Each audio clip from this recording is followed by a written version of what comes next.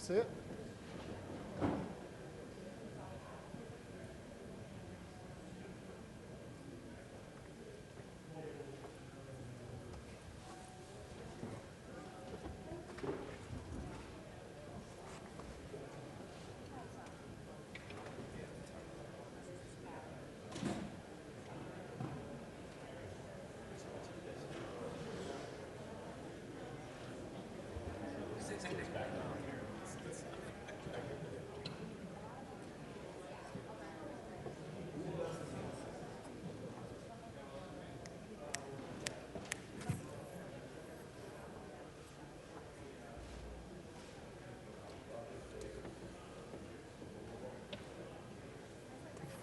This is a mic test. This is a mic test.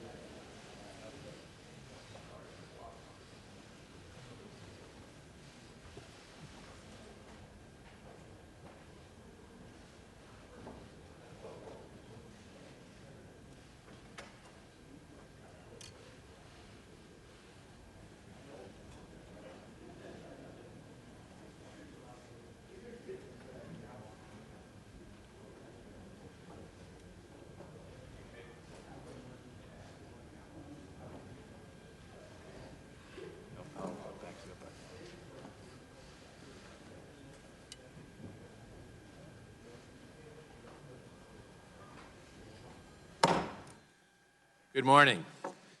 The Judiciary Committee will come to order, and without objection, the chair is authorized to declare recesses of the committee at any time. We welcome everyone to this morning's hearing on transparency and accountability, examining Google and its data collection, use, and filtering practices. Before I recognize myself and the ranking member for opening statements, I'd like to recognize our first witness, the Majority Leader, Kevin McCarthy of California, for his statement. Welcome. Well, thank you, Mr. Goodlatte, Chairman Goodlatte, for working with me to organize this hearing. I want to thank Sundar Pichai for testifying on Capitol Hill.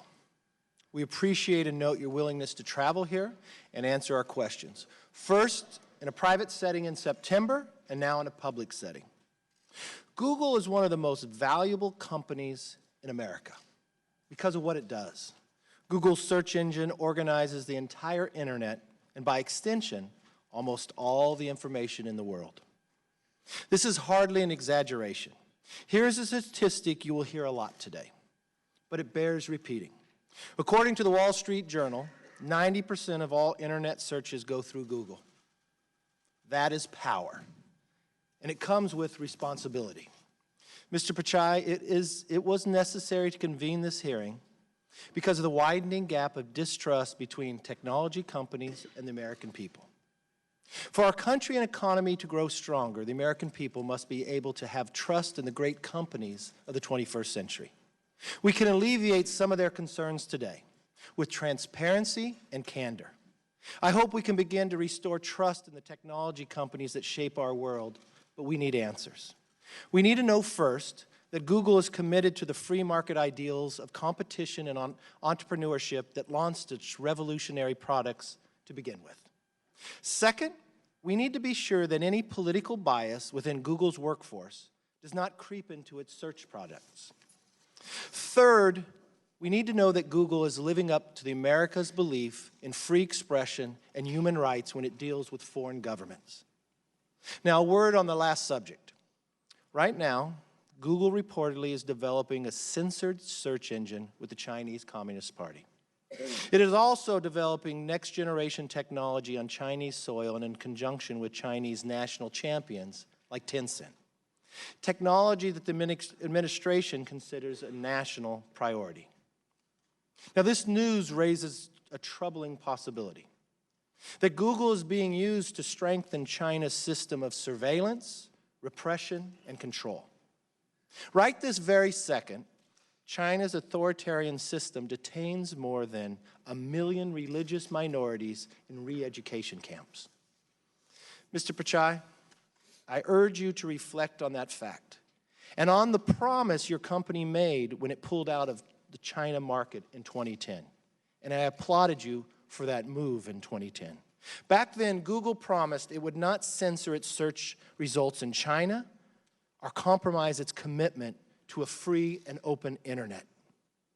Now, in light of these recent events, I think the American people deserve to know, is something changed? And if so, what? All of these topics, competition, censorship, bias, and others point to one fundamental question that demands the nation's attention. Are America's technology companies serving as instruments of freedom or instruments of control? Are they fulfilling the promise of the digital age? Are they advancing the cause of self-government? Or are they serving as instruments of manipulation, used by powerful interests and foreign governments to rob the people of their power, agency, and dignity? I believe we need to grapple with these questions together as a nation. Because the free world depends on a free internet. We need to know that Google is on the side of the free world, and that it will provide its services free of anti-competitive behavior, political bias, and censorship. I want to thank you again for being here and answering these questions. I look forward to listening to the answers with a very open mind, and I yield back. I'd now like to invite Mr. Pichai to take his seat at the witness table.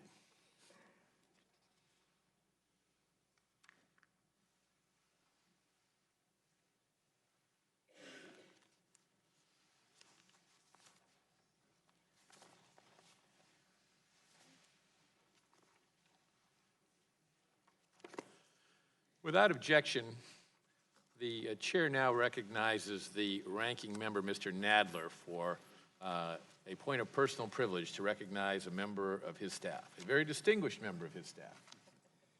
Thank you, Mr. Chairman. Mr. Chairman, I want to take a moment to recognize Danielle Brown, whose last working day for the committee is tomorrow. Danielle has served on the Judiciary Committee Democratic staff for more than a decade in a variety of roles, beginning as staff assistant and then going to counsel, parliamentarian, chief legislative counsel, and most recently, deputy chief counsel. Danielle has been essential to the operations of this committee, and she has been involved in nearly every important piece of committee business over the last decade. Her interests and expertise range from protecting vulnerable immigrants to ensuring reproductive freedom and preserving vital consumer protections. She is leaving us now, unfortunately, to become general counsel and parliamentarian of the Ways and Means Committee. Our loss is surely their gain. I wish her well. I appreciate her wise counsel. I thank her for all of her years of service to this committee, and I hope the committee will join me in thanking her for her years of service to this committee. Would the gentleman yield?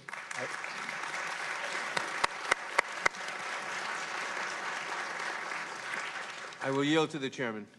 I thank the gentleman for yielding. I would like to join him in thanking Danielle for her service to this committee. She has worked with members on both sides of the aisle. She has worked with the majority staff very productively, very cooperatively on a great many issues that have made this committee not only more productive, but also operating in a fashion that has resulted in a number of bills getting from this committee all the way to the president's desk, whether that president be Barack Obama or Donald Trump.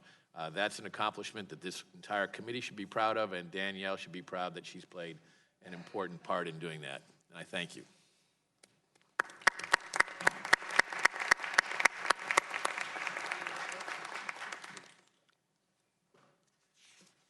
I now recognize myself for an opening statement. In the United States, Google operates the preeminent internet search engine, the leading email service provider, and the Android operating system, which runs most of the smartphones in the United States. When a consumer performs an internet search, sends an email, or uses his or her smartphone, Google collects information on that person. In fact, almost every minute of every day, the Android operating system sends information about the exact location, temperature, barometric pressure, and speed of movement of every phone that runs on the Android operating system. With Americans carrying their smartphones all day, every day, Google is able to collect an amount of information about its users that would even make the NSA blush. Of course, when users click through the terms of service for these services, they do consent to such collection. But I think it is fair to say that most Americans have no idea the sheer volume of detailed information that is collected. Today, I hope to get answers on the extent of data collection and use by Google. In addition, decades ago, Congress passed the Communications Decency Act, including Section 230 of that act, which allows service providers to remove lewd, lascivious, excessively violent, or otherwise objectionable content from their platforms. This law allows service providers to remove illegal materials, including child pornography and content that is illegal under our intellectual property laws. While meant to allow them to block illegal, obscene, and harmful materials, there is some discretion that service providers, by necessity, must use to make decisions about what content is harmful or objectionable. Given Google's ubiquity in the search market, Google is often consumers' first and last stop when searching for information on the internet. As such, this committee is very interested in how Google makes decisions about what constitutes objectionable content that justifies filtering, and who at Google makes these decisions. Given the revelation that top executives at Google have discussed how the results of the 2016 elections do comply with Google's values, these questions have become all the more important. While it is true that Google is not a government entity, and so it does not have to comply with the First Amendment, the American people deserve to know what types of information they are not getting when they perform searches on the internet. The market works best when information about products and services is readily available. And so today, on behalf of this committee and the American consumer, I hope to get answers from Mr. Pichai regarding who at Google makes the judgment calls on whether to filter or block objectionable content, and what metrics Google uses to make those decisions. I want to thank Google's CEO for his willingness to testify today and to answer these and other questions. With respect to search results, algorithmic screening is the primary means through which Google sorts data and information. Google's search algorithm, for example, calculates what is presented to a user based on the variables the user inputs into the search bar. At its best, Google's algorithm reaches the best answer in the least amount of time while providing choices to the user by ranking pages most relevant to the search inquiry. Of course, by ranking pages, Google search always favors one page over another. This kind of bias appears harmless. After all, the point of a search is to discriminate among multiple relevant sources to find the best answer. This process, however, turns much more sinister with allegations that Google manipulates its algorithm to favor the political party it likes, the ideas that it likes, or the products that it likes. There are numerous allegations in the news that Google employees have thought about doing this, talked about doing this, and have done it. The dangerous implications to a fair democratic process cannot be understated. One study performed by psychologist Robert Epstein has revealed that internet search rankings have a significant impact on consumer choices, mainly because users trust and choose higher-ranked results more than lower-ranked results. After performing 5 relevant double-blind randomized controlled experiments using a total of 4,556 undecided voters representing diverse demographic characteristics of the voting populations of the United States and India, the study revealed that biased search rankings can shift the voting preferences of undecided voters by 20% or more. The shift can be much higher in some demographic groups, and search ranking bias can be masked so that people show no awareness of the manipulation. The potential for this kind of bias is clearly problematic and is further compounded by the fact that Google every day collects mountains of information about its users while they are actively engaged with a Google product or even when they are not. According to a study conducted by Vanderbilt University, a dormant, stationary Android phone with Chrome active in the background communicated location information to Google 340 times during a 24-hour period, or at an average of 14 data communications per hour. The collection of location data may be obvious to most users, but they are often unaware of the many sensors that the Android platform supports, including an accelerometer, a barometer, and a photometer. These sensors, in addition to the cameras and microphone on a mobile device, can collate into a very accurate picture of where a user is, what they are doing, and who else is there.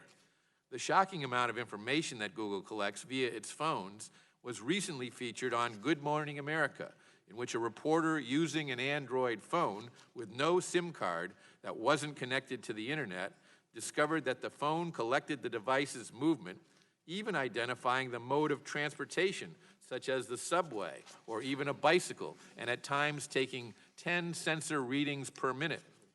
Moreover, Google's practice of reinforcing its dominance in light of allegations of self-serving bias creates little choice for consumers across the spectrum of internet-based products or services. Given that Google's ads show up on non-Google websites, and Google's search engine is being used as the default search tool on other products, such as the Apple phone, it is almost impossible to avoid Google altogether. Google is many things. It's one of the largest data collectors ever seen in human history. It's an advertiser that can get the right product to the right customer at precisely the right time. Google is also an internet giant, directing over 3.5 billion searches per day. With this massive authority, however, comes the potential for far-reaching abuse. The mere suspicion that Google manipulates its products and features for self-serving or even political purposes raises serious concerns about its business practices, its impact on free speech and our democratic process, and Americans' trust that the information gathered about them in their day-to-day lives is done with their knowledge and is not being used against them. My hope is that through our inquiries today, we will ensure more transparency and accountability going forward. Last, despite the nature and scope of today's hearing, Google is still the story of the American dream. The company was started by two individuals in a garage and grew to be one of the most successful companies in the world. 2 decades ago, we could not fathom instantaneous access to more information than that which is contained in all the encyclopedias in the world. Now we take that for granted because of the innovative services Google provides. With that, I want to again thank our witness for his presence here today. I look forward to your testimony. It's now my pleasure to recognize the ranking member of the committee, the gentleman from New York, Mr. Nadler, for his opening statement. Thank you, Mr. Chairman. Mr. Chairman, our society has become increasingly reliant on social media and other online platforms to obtain, create, share, and sort information. This information helps us make decisions ranging in importance from where to make dinner reservations to which candidate to vote for in a presidential election. The public's increasing use of these platforms has generated many positive benefits for society, but it has also given rise to some troubling trends. Google is among the dominant firms in this field. As such, given the public's widespread use and reliance on its products and services, there are legitimate questions regarding the company's policies and practices, including with respect to content moderation and the protection of user privacy. But before we delve into these questions, I must first dispense with a completely illegitimate issue, which is the fantasy, dreamed up by some conservatives, that Google and other online platforms have an anti-conservative bias. As I have said repeatedly, no credible evidence supports this right-wing conspiracy theory. I have little doubt that my Republican colleagues will spend much of their time presenting a laundry list of anecdotes and out-of-context statements made by Google employees as supposed evidence of anti-conservative bias. But none of that will actually make it true. But this fact-free propaganda does help generate the mistrust that the majority leader referred to a few moments ago. And even if Google were deliberately discriminating against conservative viewpoints, just as Fox News and Sinclair Broadcasting and conservative talk radio hosts like Rush Limbaugh discriminate against liberal points of view, that would be its right as a private company to do so, not to be questioned by government. During the Reagan administration, about 35 years ago, the Federal Communications Commissioners appointed by Ronald Reagan abolished what we used to have called the Fairness Doctrine, which placed an obligation on broadcasters who use the public airwaves to be fair to different points of view. This question might be relevant if the Republican members wanted to bring back the Fairness Doctrine and expand its scope to social media companies. I doubt we will see any interest in doing so. But we should not let the delusions of the far right distract us from the real issues that should be the focus of today's hearing. For example, we should examine what Google is doing to stop hostile foreign powers from using its platform to spread false information in order to harm our political discourse. It has been more than 2 years since the 2016 election, yet this committee has not held a single hearing focused on Russia's campaign to manipulate online platforms to undermine American democracy, despite the fact that it is the consensus view of our intelligence agencies that Russia engaged in a massive disinformation campaign to influence the 2016 election. I hope that Mr. Pichai can tell us what actions Google has taken to counter this unprecedented attack and what gaps remain in its defenses without being so specific as to give a guidance to foreign powers. This may help Congress determine what more can be done to further insulate our democratic processes from foreign interference. We should also examine how Google enforces community standards that prohibit racist or bigoted threats and other inappropriate conduct. While Internet platforms have produced many societal benefits, they have also provided a new tool for those seeking to stoke racial and ethnic hatred. The presence of hateful conduct and content on these platforms has been made all the more alarming by the recent rise in hate-motivated violence. According to statistics recently released by the FBI, reported incidents of hate crimes rose by 17% last year compared to 2016, marking the third consecutive year that such reports have increased. The horrible massacre at the Tree of Life Synagogue in Pittsburgh, the recent murder of an African-American couple in a Kentucky grocery store, the killing of an Indian engineer last year in Kansas are sadly not isolated outbursts of violence, but the most salient examples of a troubling trend. We should consider to what extent Google and other online platforms may have been used to foment and to disseminate such hatred, and how these platforms can play a constructive role in combating its spread. As the dominant player in its field, Google possesses significant market power. It is also useful to examine its policies and practices to ensure that other companies are able to compete in an open and fair marketplace. There are also concerns about the prevalence of pirated material available on Google and other internet platforms at the expense of legitimate content. Finally, it is important to know what Google is doing to protect its users' data privacy and data security. The Wall Street Journal recently reported that Google discovered last March that a bug in its social media platform, Google+, had exposed the private profile data of up to 500,000 users to third-party developers, but it opted not to disclose the issue publicly, not even to those who may have been affected at the time. And just yesterday, the company announced that it had discovered another Google+ bug that may have exposed the private profile data of millions of users. While Google has so far found no evidence that developers have in fact abused these bugs, or that any user profile data has been misused in any way, incidents like this still raise legitimate questions about what types of data exposures a company is obligated to disclose publicly. It also raises questions about how much control users should have over their own data and how such control should be regulated. I am also disturbed by recent reports that Google is developing a search engine for the Chinese mainland market. According to these reports, this search engine would not only accommodate Chinese government censors, it might allow the Chinese government to track individuals by linking search terms to the user's mobile phone number.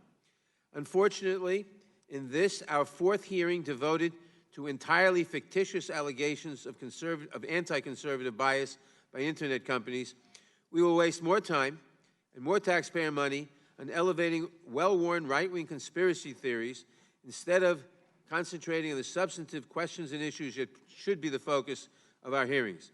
Our committee can and must and will do better. I yield back the balance of my time. Thank you, Mr. Nadler. We welcome our distinguished witness, and if you would please rise, I'll begin by swearing you in. Please raise your right hand. Do you swear that the testimony that you are about to give shall be the truth, the whole truth, and nothing but the truth, so help you God? I do. Thank you. Let the record show that the witness answered in the affirmative.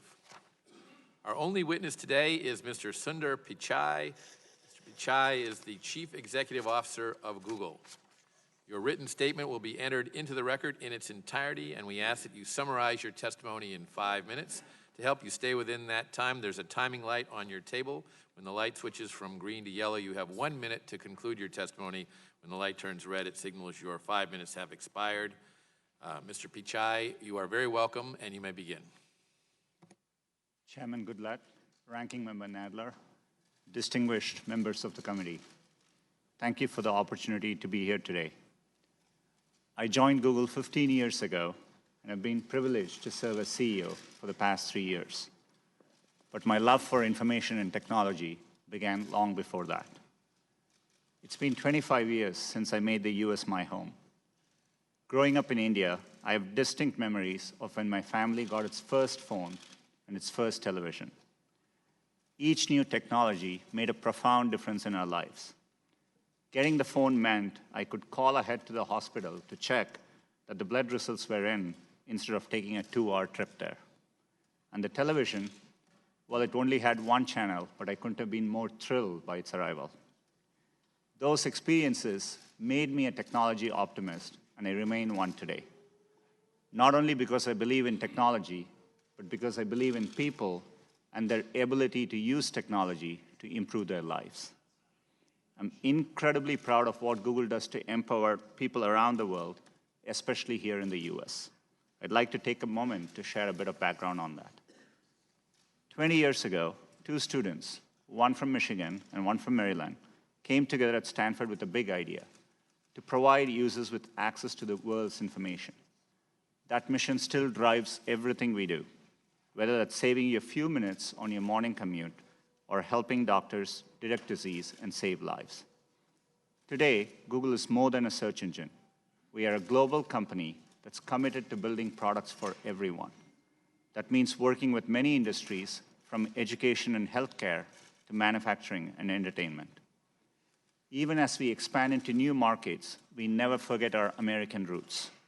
It's no coincidence that a company dedicated to free flow of information was founded right here in the US. As an American company, we cherish the values and freedoms that have allowed us to grow and serve so many users.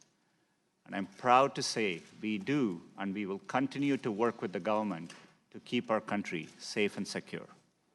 Over the years, our footprint has expanded far beyond California to states such as Texas, Virginia, Oklahoma, and Alabama.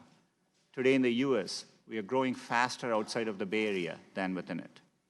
I've had the great opportunity to travel across the country and see all the places that are powering our digital economy, from Clarksville to Pittsburgh to San Diego, where we recently launched a partnership with the USO to help veterans and military families. Along the way, I've met many people who depend on Google to learn new skills, find jobs, or new businesses. Over the past year, we have supported more than 1.5 million American businesses.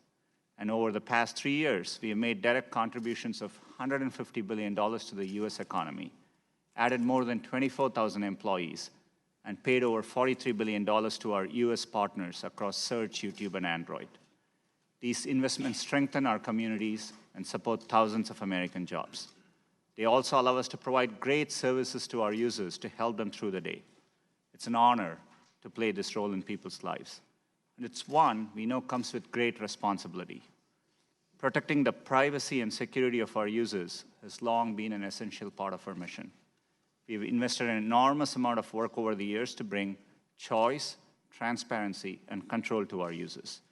These values are built into every product we make. We recognize the important role of governments, including this committee, in setting rules for the development and use of technology.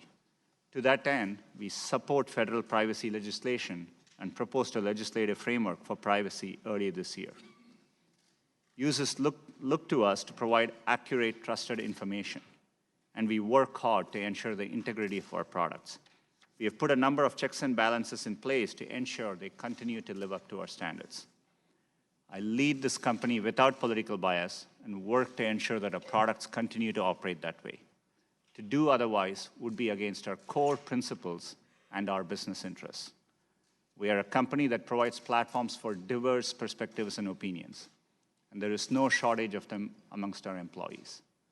Some Googlers are former servicemen and women who have risked much in defense of their country. Some are civil libertarians who fiercely defend freedom of expression. Some are parents who worry about the role technology plays in our households. Some, like me, are immigrants who are profoundly grateful to the freedoms and opportunities it offers. And some of us are many of these things. Let me close by saying that leading Google has been the greatest professional honor of my life. It's a challenging moment for our industry, but I'm privileged to be here. I greatly appreciate you letting me share the story of Google and our work to build products worthy of the trust users place in us. Thank you for the opportunity, and I look forward to answering your questions. Thank you. We'll now proceed under the 5-minute rule with questions, and I'll begin by recognizing myself. Mr. Pichai, is it true that the Android operating system sends Google information every few minutes detailing the exact location of a smartphone within a few feet, the speed of movement of the phone, the altitude of the phone sufficient to determine what floor of a building the phone is on, the temperature surrounding the phone, and other readings? And if so, with Americans carrying their phones with them virtually at all times, doesn't the collection of this volume of detailed information really mean that Google is compiling information about virtually every movement an individual with a smartphone is making every hour of every day? Mr. Chairman, thank you for that question. Today, for any service we provide our users, we go to great lengths to protect their privacy, and we give them transparency, choice, and control. Android is a powerful platform and provides smartphone for over 2 billion people. And as part of that, it depends on the applications users choose to use. If you're using a fitness application, which is detecting the number of steps you walk, you expect it to send that information. But it's a choice users make. We make it clear, and it depends on the use cases. So the answer to my question, my first question is yes. Is that correct, that the information that I cited is gathered by Google? For Google services, you have a choice of what information is collected, and we make it transparent. Now, I understand there are uses that consumers make use of. I use it to keep track of the number of steps I walk. I understand that service that one of your competitors provides, so I understand that purpose. But do you think the average consumer understands that Google will collect this volume of detailed information when they click through the terms of service agreements in order to use the Android operating system? It's really important for us that, that average users are able to understand it. This is why we do something called privacy I checkup. think average users read the terms of service and the updates that are very frequently sent to us. Beyond the terms of service, we remind users to do a privacy checkup, and we make it very obvious. Every month, in fact, in the last 28 days, 160 million users went to their My Account settings, where they can clearly see what information we have. We actually show it back to them, and we give clear toggles by category where they can decide whether that information is collected, stored, or more importantly, if they decide to stop using it, we work hard to make it possible for users to take their data with them if they choose to use another service. Let me switch to the issue of Section 230 of the Communications Decency Act. You heard me say in my opening statement that this provides broad liability protections for you and other technology companies for good faith restrictions that when Google thinks something is obscene, lewd, lascivious, filthy, excessively violent, harassing, or otherwise objectionable. On the other hand, objectionable material, by whatever standard applied, likely elicits the most engagement from users on your site. And for Google, increased engagement potentially means increased revenue. However, it is important for Google to make very clear where it draws the line, and I don't believe Google has done its best to make that clear. So what I would ask is the following. Would Google or YouTube be willing to make changes in support of a healthier civic dialogue if doing so meant a drop in user engagement metrics? Absolutely, Mr. Chairman. We have a long track record of, we've always focused on long-term goals towards user satisfaction. We focus on their knowledge, happiness, success, and that's what we work hard to create. It is important to us that platforms like YouTube are viable over the long run. It's in our natural incentive to do so. YouTube is a place where users, advertisers, and content creators who make their livelihoods use the platform. And so we want to make this work in a sustainable way. When it comes to political advertising, as you know, some of your competitors in other advertising media are required by law to offer the same rate, the lowest rate, as a matter of fact, to all political candidates. So, for example, that's true in television and radio. Should competing political candidates be charged the same effective ad rates to reach prospective voters?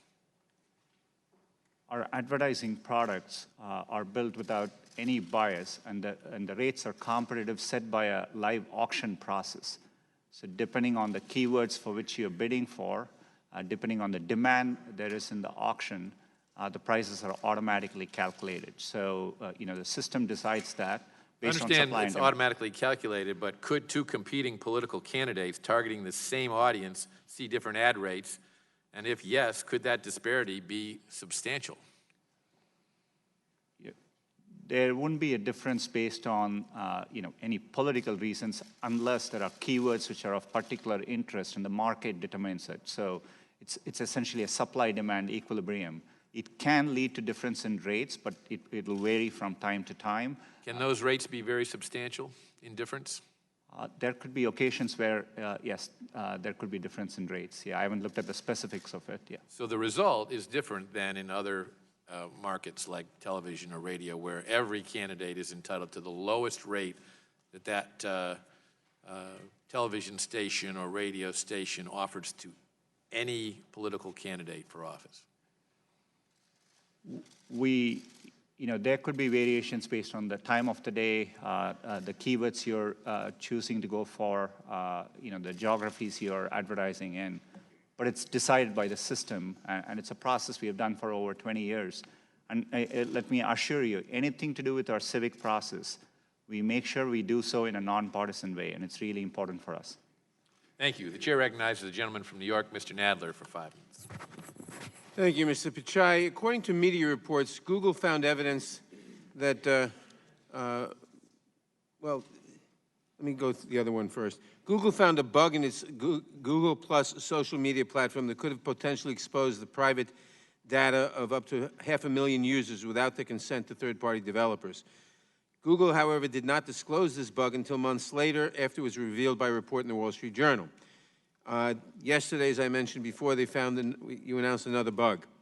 What legal obligations is the company under to disclose data exposures that do not involve sensitive financial information, but still involve private personal data like a user's name, age, email address, or phone number? Congressman, we take privacy seriously. The bugs you mentioned are bugs. We found them by either doing an audit or using our automated testing systems. Whenever we find any bugs, we follow, it gets escalated to our Privacy and Data Protection Office, and we comply with. All right, I'm not criticizing what you do. I'm asking what legal obligation is the company under to disclose such data exposures that don't involve financial information but still involve other personal information? It depends on the situation. We follow the requirements, and in that case, in the first case, typically we look at our legal requirements, but we go above and beyond to make sure we do the right thing for our users. In the first case, both there was no evidence data was misused, and we couldn't accurately I understand all that, but my question is, what legal obligations are there? Today, right now, if you have found a bug, and you've ascertained, once you've done the investigation and you've ascertained the users who are eligible for notification, my understanding is you have 72 hours, and we both notify users as well as regulators in that time frame. Okay, thank you. Now, according to media reports, Google found evidence that Russian agents spent thousands of dollars to purchase ads on its advertising platforms that span multiple Google products as part of the Russian agents' campaign to interfere in the election 2 years ago. Additionally, Juniper Downs, head of global policy for YouTube, testified in July that YouTube had identified and shut down multiple channels containing thousands of videos associated with the Russian misinformation campaign. Does Google now know the full extent to which its online platforms were exploited by Russian actors in the election 2 years ago? We have, we undertook a very thorough investigation, and in 2016, we now know that there were 2 main ad accounts linked to Russia, which advertised on Google for about $4,700 in advertising. We also found other limited. Total of $4,700? That's right. Which was, no amount is okay here, but we found limited activity, improper activity. We have learned a lot from that, and we've, dramatically increased the protections we have around our election offerings. Leading up to the current elections, we again found limited activity, both from the Internet Research Agency in Russia, as well as accounts linked to Iran. And what specific steps have you taken, including during the recent 2018 elections, to protect against further interference by Russia or other hostile foreign powers? We have undertaken a significant review of how ads are bought. We look for the origin of these accounts. We share and collaborate with law enforcement, other technology companies, and we essentially are investing a lot of effort and oversight in this area. And looking ahead to the next Congress, I assume we can have your assurances that Google will work with this committee as we examine the issue of how to better secure our elections from future foreign interference? Congressman, protecting our elections is foundational to our democracy, and you have my full commitment that we'll do that. Okay, my last question, because time is running out. What are you doing, what is Google doing to combat the spread of white supremacy and right-wing extremism across YouTube? Congressman, YouTube is an important platform. We do want to allow for diverse perspectives and opinions, but we have rules of the road. We have clear content policies, and we have policies against many categories, and we are transparent about these policies. And, and when we find violations on our policies, we do remove those videos and handle content. When you find violations, you what? Of our policy. For example, we have policies against hate speech, and we clearly define them. And if we find any violations there, we do take down content. When you take down the content, do you note who put it up so you can flag future content from the same sources? We look at it on a video-by-video basis. To the extent there are repeat offenses from a same account, we do take into account, and we notify the content creator, and we follow up accordingly. Thank you very much. I yield back. Chair recognizes the gentleman from Texas, Mr. Smith, for 5 minutes. Thank you, Mr. Chairman. Mr. Chairman, Google has revolutionized the world, though not entirely in the way I expected. Americans deserve the facts objectively reported. The muting of conservative voices by internet platforms has intensified, especially during the presidency of Donald Trump. More than 90% of all internet searches take place on Google or its subsidiary, YouTube, and they are curating what we see. Google has long faced criticism for manipulating search results to censor conservatives. Conservative individuals and organizations have had their pro-Trump content tagged as hate speech or had their content reduced in search results. And enforcement of immigration laws has been tagged as hate speech as well. Such actions pose a grave threat to our democratic form of government. PJ Media found that 96% of search results for Trump were from liberal media outlets. In fact, not a single right-leaning site appeared on the first page of search results. This doesn't happen by accident, but is baked into the algorithms. Those who write the algorithms get the results they must want, and apparently management allows it. Dr. Robert Epstein, a Harvard-trained psychologist, authored a study recently that showed Google's bias likely swung 2.6 million votes to Hillary Clinton in the 2016 election.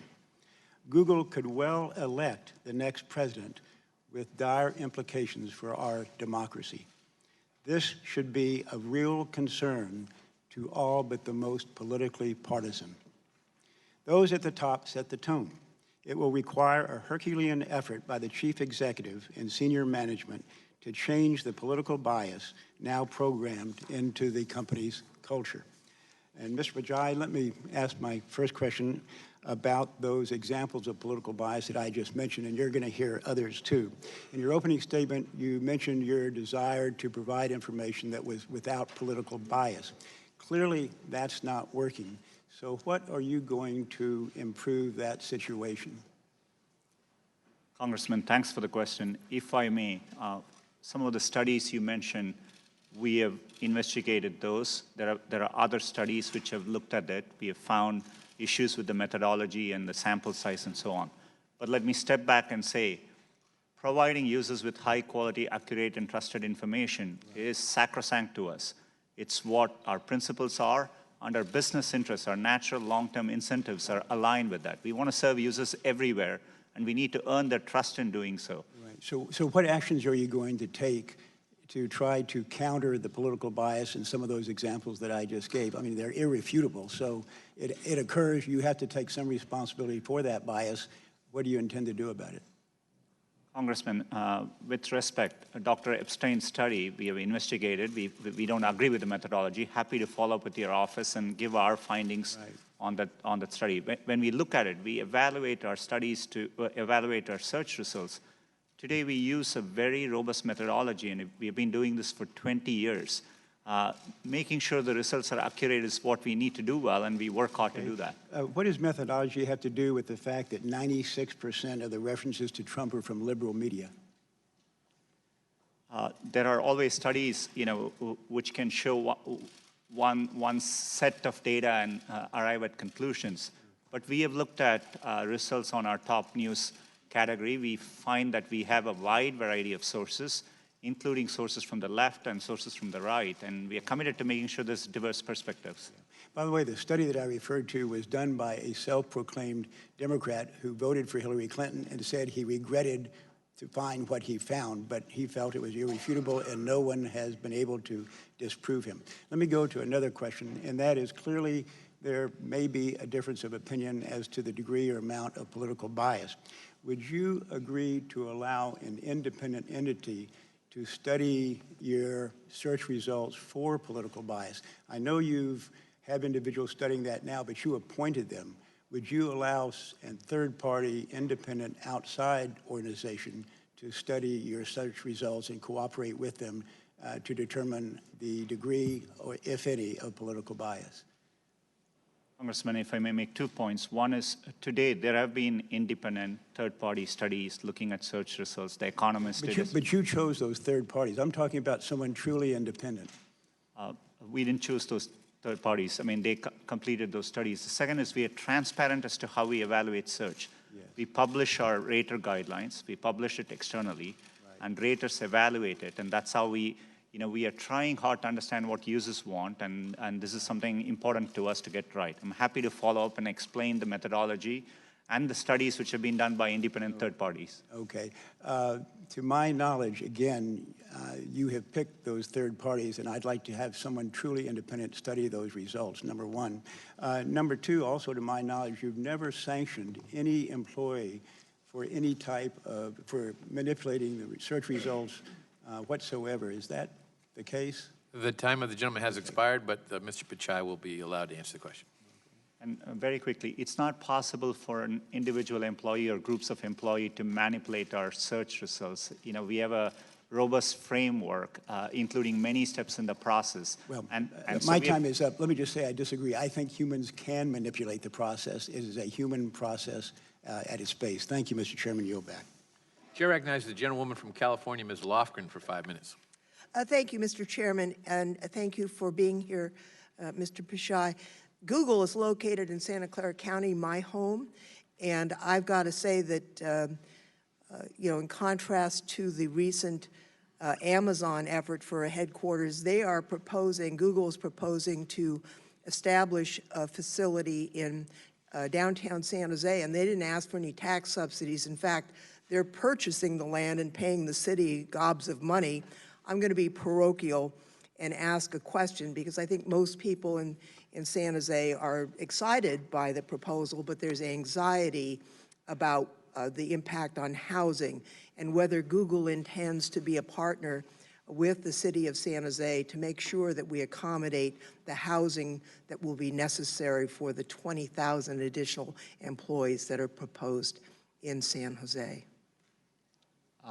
Sorry, I missed the last part of your question. Whether you would be a partner with the city in helping to provide additional housing to accommodate these employees. Congressman, it's an important question. We deeply care about the community where we work. As part of this effort, we have done wide outreach, and we have committed to making sure there is affordable housing at varying affordability levels as part of the development. Thank you so much. And we are already in touch with the city leaders there. Thank you so much. There's so many questions, and we're not going to be able to deal with them all today. I'm hoping in the next Congress we will be able to visit with you and other tech companies to go through issues of privacy, data localization and its relationship to human rights, competition policies, the issue of takedown requests by authoritarian regimes, encryption policy and what's going on in Australia, filtering and confirmation bias and its impact on society generally, both culturally and politically. But we can't do that in the 5 minutes we have here today. So I would just like to revisit some of the questions that have already been asked. The chairman asked about location policies in your Android system, and you pointed to various apps that might provide information. Let's say I got an Android phone, but unlike most people, I don't have a single app on that phone. What information would be collected? Congresswoman, there is a device-specific location setting, which you can turn on or off. And Let's if say you I turn it off. turn it off, there's no location information sent from that device. Okay. But this is a complex area. There are times, for example, your IP address may include some location information. Correct. It's an area we are committed to doing more to make it easier. Now, manipulation of search results. I think it's important to talk about how search works. Right now, if you Google the word idiot under images, a picture of Donald Trump comes up. I just did that. How would that happen? How does search work so that that would occur? We provide search today for any time you type in a keyword. We, as Google, we've gone out and crawled and stored copies of billions of web pages in our index, and we take the keyword and match it against web pages and rank them based on over 200 signals. Things like relevance, freshness, popularity, how other people are using it. And based on that, at any given time, we try to rank and find the best results for that query. And then we evaluate them with external raters to make sure that, and they evaluate it to objective guidelines. And that's how we make sure the process is working. So it's not some little man sitting behind the curtain figuring out what we're going to show the user. It's basically a compilation of what users are generating and trying to sort through that information. Last year, we served over 3 trillion searches. And just as a fact, every single day, 15% of the searches Google sees, we have never seen them before. So, this is working at scale. And we don't manually intervene on any particular search result. I would just like to note, from time to time, my colleagues on the other side of the aisle complain that they hear an individual engineer appears to be a Democrat. And I just like to put this in context. In Santa Clara County, Donald Trump in the 2016 election got 20% of the vote. That's how much of the vote he got. So it's not a surprise that the engineers who live in Santa Clara County would reflect that general political outcome. That has nothing to do with the algorithms and the really automated process that is the search engine that serves us. If we didn't have Google, we wouldn't be able to find any information in the efficient way that we do. I look forward next year to working with you on some of the very serious questions that we face. It's pretty obvious that bias against conservative voices is not one of them. Thank you very much. My time has expired, Mr. Chair. The chair recognizes the gentleman from Ohio, Mr. Shabbat, for 5 minutes. Thank you, Mr. Chairman. And Mr. Pichai, let me start out with something real quickly. We've heard several times this morning the mention that 90% of the time that a person, he or she, does an internet search, that it's through Google. Would you basically agree that that's true? More than ever, there are many ways users access information. Just to give an example, if you're trying to shop, if you're trying to buy something, more than 50% of product searches originate with Amazon in the US today. If you're looking for information on news, today you can get it from more sources than ever before. But do you dispute then the 90% number? Our internal, it's tough for us to assess the numbers. There are external studies which have shown different numbers, including lower numbers than that. Okay. Now, you've heard the allegation this morning. I know you dispute it, but you've heard the allegation that there's a bias in favor of liberal or progressive points of view and against a more conservative point of view. You've heard that this morning already, is that correct? Yes, I'm... Okay. Let me tell you now about a firsthand experience that I've had. I do a weekly blog. I've been doing it for the better part of 9 years now. And a while back, Republicans in the House passed legislation to repeal and replace Obamacare. Our bill was called the American Health Care Act, or the AHCA. When I was writing my blog about that, I Googled American Health Care Act, and virtually every article was an attack on our bill. Article after article alleging that our bill would result in millions and millions of people losing the great care that they were supposedly getting under Obamacare. I would argue that was completely false, but it wasn't until you got to the third or fourth page of search results before you found anything remotely positive about our bill. Let me give you a second example. The Republican tax cut bill was passed about a year ago, the Tax Cuts and Jobs Act, same story. Article after article attacking the Republican tax cut plan, alleging the tax cuts only went to the rich when, in actuality, about 85% of taxpayers got their taxes cut, including millions and millions of middle-class taxpayers.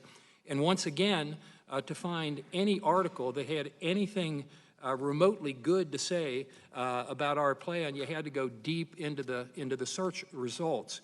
Now, I know Google's attitude. The algorithm made us do it, but I don't know that I buy that. How do you explain this apparent bias on Google's part against conservative points of view, against conservative policies? Is it just the algorithm, or is there more happening there? Congressman, I understand the frustration at seeing negative news, and I see it on me. On Google, there are times you can search on Google, and page after page there's negative news which we reflect. But what is important here is we use a robust methodology to reflect what is being said about any given topic at any particular time. And we try to do it objectively using a set of rubrics. It is in our interest to make sure we reflect what's happening out there in the best objective manner possible. I can commit to you and I can assure you, we do it without regards to political ideology. Our algorithms have no notion of political sentiment. I guess I'm going to run out of time here. I apologize for interrupting, but and I sincerely believe that you believe what you're saying here. But you've got almost 90,000 employees. Somebody out there is doing something that just isn't working if you're looking for unbiased results. And I've seen this firsthand. Time after time. I just mentioned two of the most obvious ones that people would remember. Yeah, those bills, heard about those.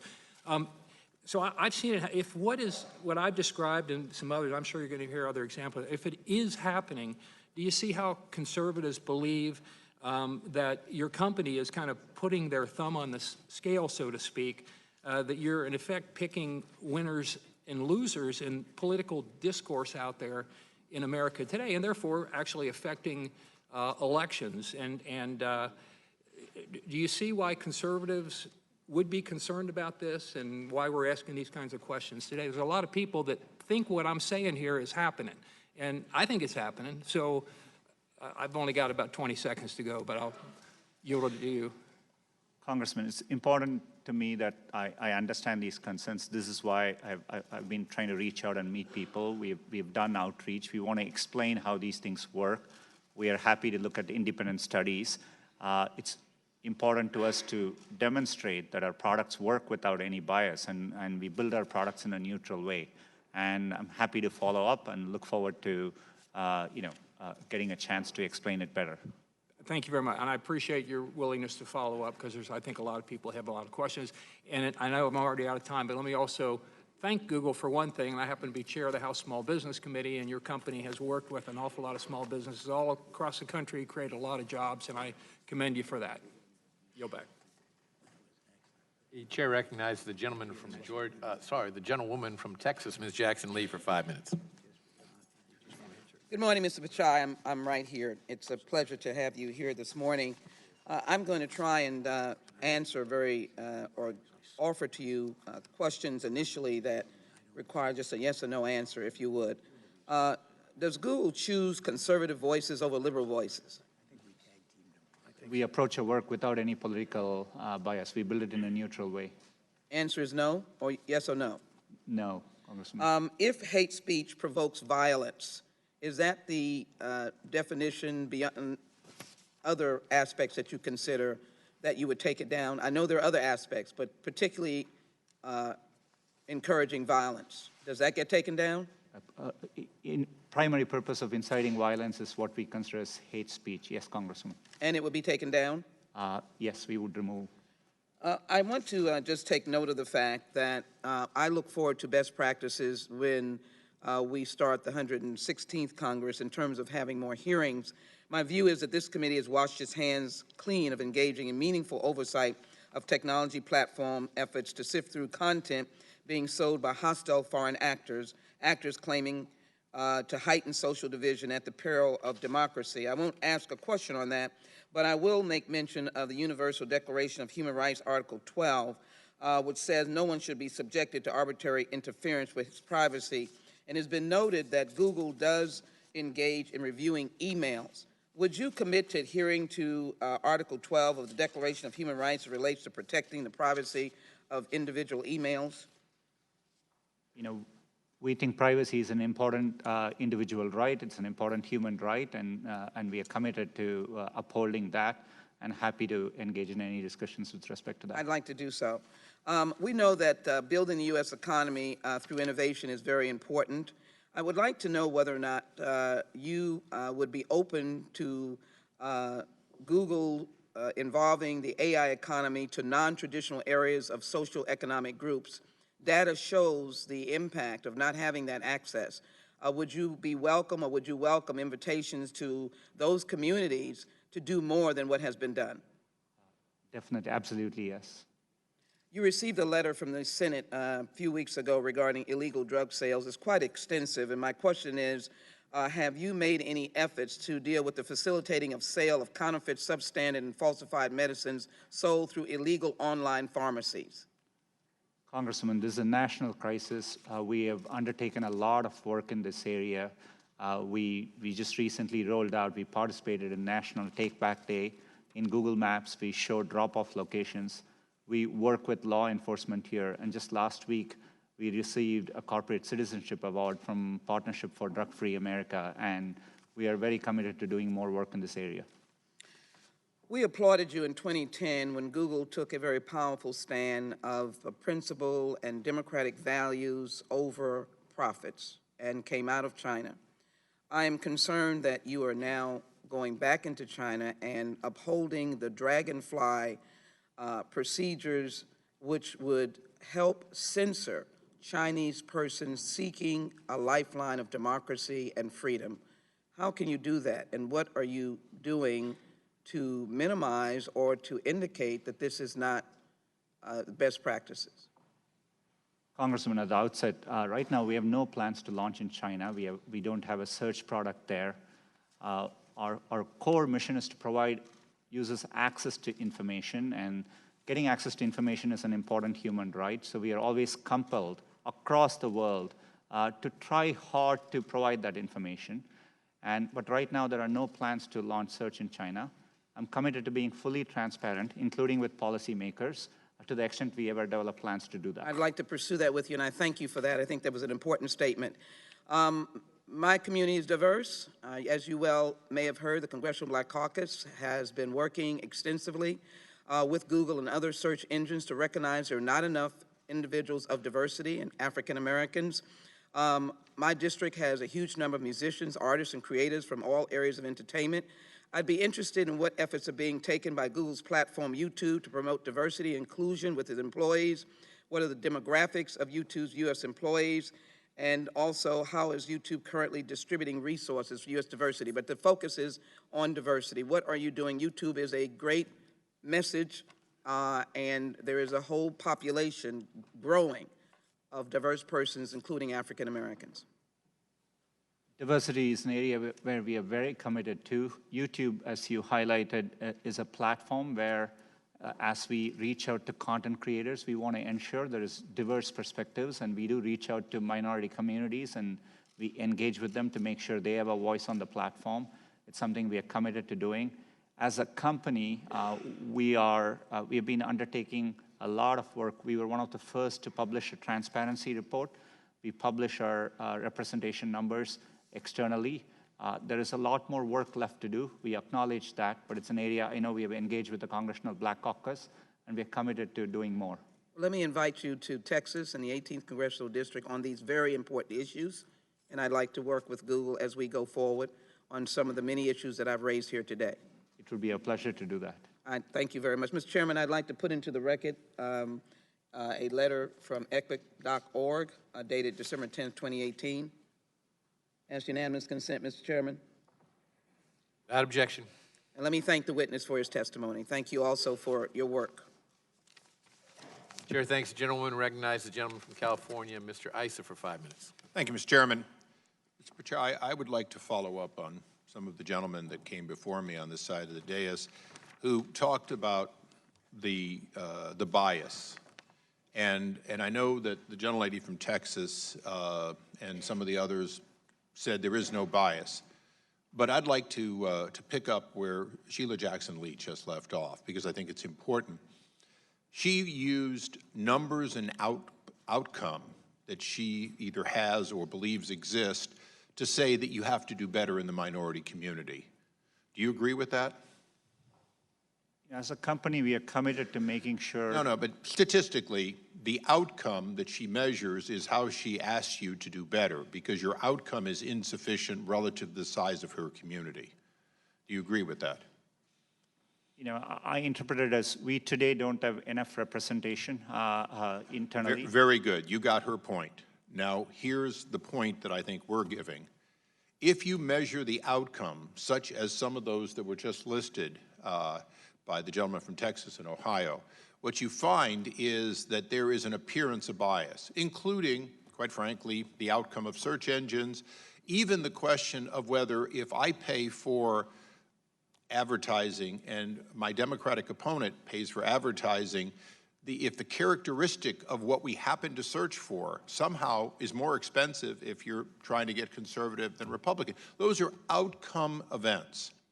Will you commit to look in the case of potential political bias in all aspects of your very large company, to look at the outcome, measure the outcome, and see if, in fact, there is evidence of bias using that, and then work backwards to see if some of that can be evened to what would appropriately be the outcome?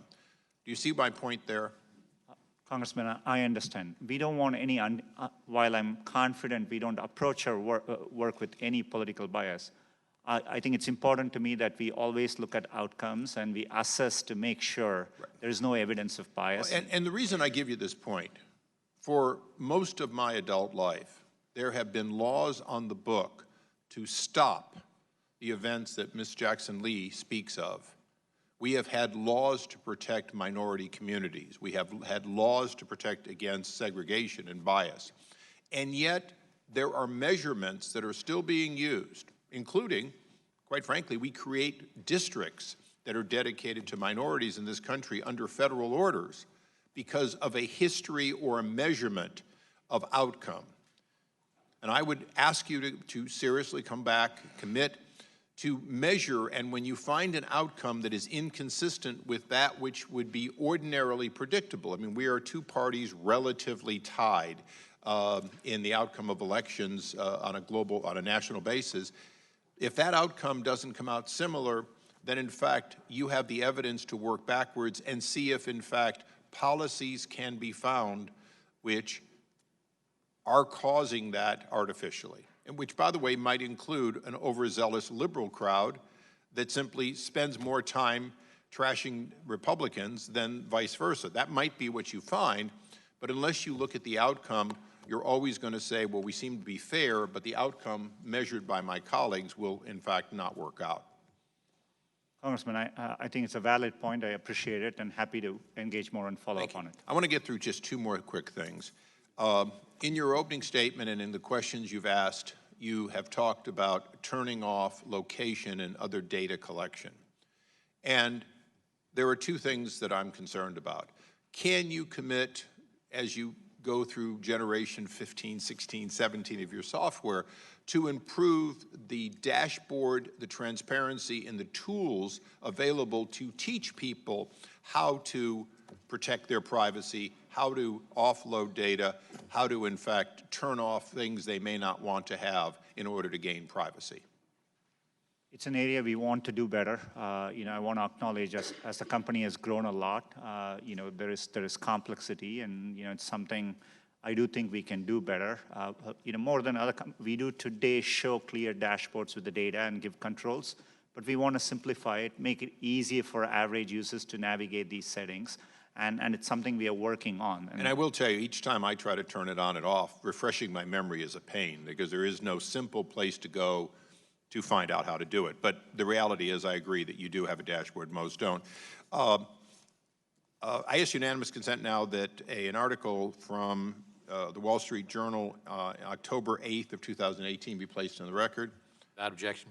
And in that article, it talks about that, the user data breach. And it also makes us aware that there's a memorandum at Google, and that memorandum has been requested by multiple members of Congress, including Senator Thune. Would you commit to provide that memorandum to Congress so that we can know more about the internal workings related to this breach? I'm happy to have my office follow up on it. I'm not fully aware of all the specifics there, but definitely I can commit to following up with your office on it. Thank you. Thank you, Mr. Chairman. Yield back. Chair thanks, gentlemen, and recognizes the gentleman from Tennessee, Mr. Cohen, for 5 minutes. Thank you, Mr. Chair. Howdy. First, I'd like to follow up what Mr. Issa was talking about. I use your apparatus often, or your search engine, and I don't understand all of the different ways that you can turn off the locations. There's so many different things. Have you considered having an online school that people could go to with a Google rep, and you could kind of log in and kind of ask questions, or have Google, and not like Comcast where you get put on hold for 30 minutes and then find somebody who you can't understand. Something easy to talk to somebody and say, how do I do this or that? Congressman, we are constantly looking for better ways to do it. One of the areas is giving online tutorials, and we haven't specifically looked at an option like that, but I'm happy to take that feedback. Today, we do remind people of privacy checkups, and we walk them through a flow. Around 20 million people come to it every day, and so we do. That's online, though. That's online. But you don't have individuals. I find it's a lot easier to talk to somebody and go, this is what I want, because the other thing is frustrating. But if you could look into that, I think would help. Privacy is something I think many people, and myself included, are interested in, but sometimes it's difficult to use the device to get that. Definitely. You said that you can turn off your location history, but that still your IP address will track your information. Is that correct? All I meant, not just common to Google. Today, many internet companies do collect and sometimes store IP information for security reasons. For example, we need to know the language in which we serve your search results. There may be some location information, in there. Location turns out to be in the fabric of how people use internet today. I do think it's important there is legislation in this area. As a company, we want to try and simplify things and be state of the art, but it is a complex area. We realize we need to do better, and we are working on it. Question about Russia. In recent months, authoritarian regimes, most prominently Vladimir Putin's regime in Russia, which seems to have first place, they're the Heisman winner of that, have used bots to manipulate YouTube's algorithms into restricting the accessibility of online content from democratic and human rights activists. Would the gentleman suspend Sure. the individual who has Stop the provided clock, us with a poster will remove that immediately from the room? Or the... Could we have the doors closed? Could we have the doors closed?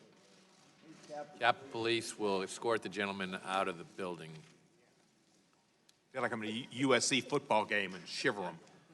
Absolutely. Thanks. Gentleman is recognized. And I get 20 more seconds, right? Yes, without objection.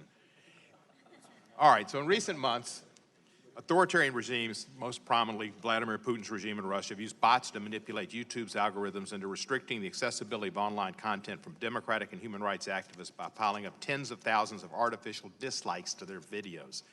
I'm aware human rights activists have met with representatives of Google to discuss this problem and find a way of amending the algorithms to prevent this abuse by authoritarian regimes, but so far no systemic solution has been found. YouTube is the main platform for democratic and human rights activists in authoritarian countries where the mainstream media are controlled by the governments. This results in YouTube algorithms as they currently operate, putting up barriers to the distribution of such content. What is YouTube and Google currently doing to address this problem? Congressman, both YouTube and Google are really committed to freedom of expression. We do want to be a platform by which people can get their messages out, and we work hard to do that. And, you know, I'm not sure of all the specifics in that particular case, but happy to follow up. But in general, we work hard. We operate around the world. Part of the reason we do it is so that we can be a platform by which people can get their messages out, and including human rights activists. But there are ways that bots could influence the algorithm by going in and disliking or whatever. Is that not right? You know, throughout our systems, we deal with, you know, spam bots and bots of many, many kinds. It's what we have worked hard over 20 years to make sure we can counter. We have several measures in place. We detect these activities, and we respond strongly. To follow up on this, should I talk? I heard on television this morning, MSNBC said you have almost 200 lobbyists, and it's amazing that they all look like Ed On. But should I just talk to one of the Ed Ons and ask him to get with you on this issue? We'll definitely have our office follow up. Yeah. Thank you, sir. And by the way, as far as MSNBC would be a news, I mean, if you're on MSNBC, wouldn't that be in your news? Is MSNBC a news provider? Is that your question? So if you, like I put my name in here, Rep. Steve Cohen, I punch news. This weekend I was on MSNBC 4 times, and yet the first thing that comes up is the Daily Caller, not exactly a liberal, but I guess well-known group. Then Roll Call, then Breitbart News, then the Memphis Business Journal, then Breitbart News, then Breitbart. So it looks like you are overly using conservative news organizations on your news. And I'd like you to look into the overuse of conservative news organizations to put on liberal people's news on Google. And if you'd let me know about that, I'd appreciate it. You know, we do get concerns across both sides of the aisle. You know, I can assure you we do this in a neutral way, and we do this based on that specific keyword, what we are able to assess as the most relevant information. And I'm sure you try to, but it's hard for me to fathom being on MSNBC for like 8 minutes each show, 4 times, and there's more content on Breitbart News than MSNBC. That might say something about, well, I'm not going to say that. Scary. Thank you, sir. Chair recognizes the gentleman from Ohio, Mr. Jordan, for 5 minutes. Thank you, Mr. Chairman. Mr. Pichai, in your opening statement, you said, I lead this company without political bias and work to ensure that our products operate that way. Ileana Murillo is Google's head of multicultural marketing. Does Ms. Murillo do good work? I'm not directly familiar with her work, but she's an employee of Google, and, you know, we are proud of her employees. Well, you praised her work. The day after the 2016 election, in a 4-page email she wrote about her work with the Latino vote, she said, even Sundar gave our effort a shout out. Is she referring to you there? She was referring to my communication around translation for a different related effort. Okay, well, I'm going to look at 2 other sentences she had in that long email, again, recapping her work in the 2016 election with the Latino vote. She said this, we pushed to get out the Latino vote with our features. A few lines down in her email, she qualified that sentence, and she said, we pushed to get out the Latino vote with our features in key states. And she specifically cites the states Florida and Nevada. Near the end of her email, in a similar sentence, she says, we supported partners like Voto Latino to pay for rides to the polls in key states. With me? I want to kind of analyze those 2 sentences. We pushed to get out the Latino vote with our features in key states. We supported partners like Voto Latino to pay for rides to the polls in key states. Is it fair to say the we in both sentences, Mr. Pichai, refers to Google? Congressman, we are very concerned whenever there are allegations like that. Our team looked into it. I'm not asking that question. I'm asking, is it fair to say the we in both sentences refers to the company Google? As Google, we wouldn't participate in any partisan efforts around any civic process, so you know, I don't think so. So we pushed and we supported partners like Voto Latino to pay for rides in polls in key states, and we pushed to get out the Latino vote during the 2016 election. And how were they getting that done? They were getting that done by according to Ms. Morello, your head of multicultural marketing, by altering your features or configuring your features in such a way and for paying for rides for people to get to the polls.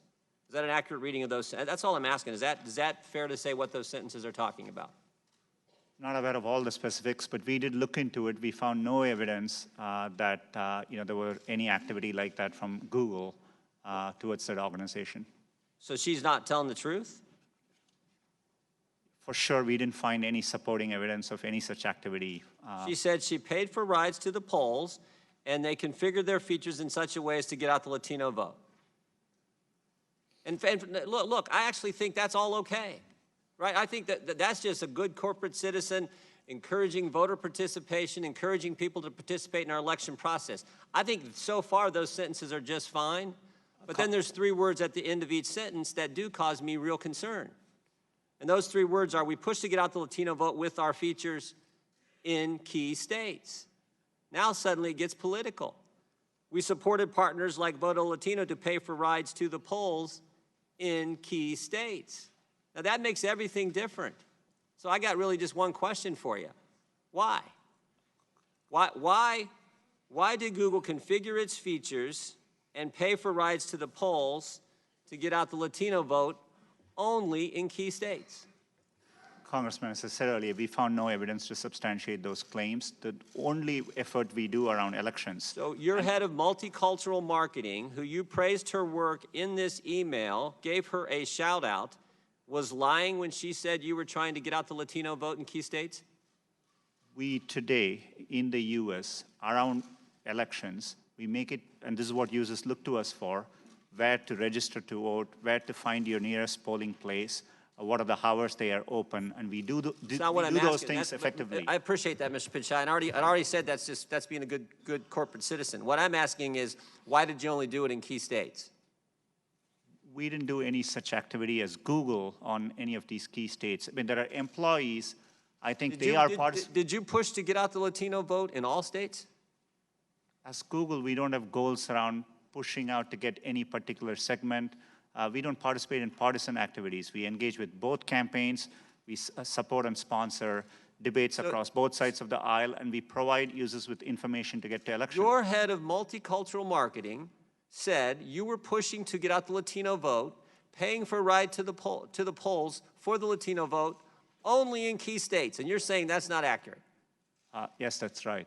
We haven't found any evidence to substantiate any. So she just made it up out of thin air the day after the election and wrote this email to your top executives, and it's not true? Congressman, I'm happy to follow up, but I think the employees today do their own activities. I don't want the follow-up. I want the real answers right here in this committee. As I said earlier, we have looked into it. We didn't find Did you push to get out the key vote? And I would say the 2 most populous states for Latinos would be California and Texas. Did you push to get out the Latino vote and pay for people to go to the polls in California and Texas? We as a company didn't have any effort to push out votes for any particular demographic. That would be against our principles.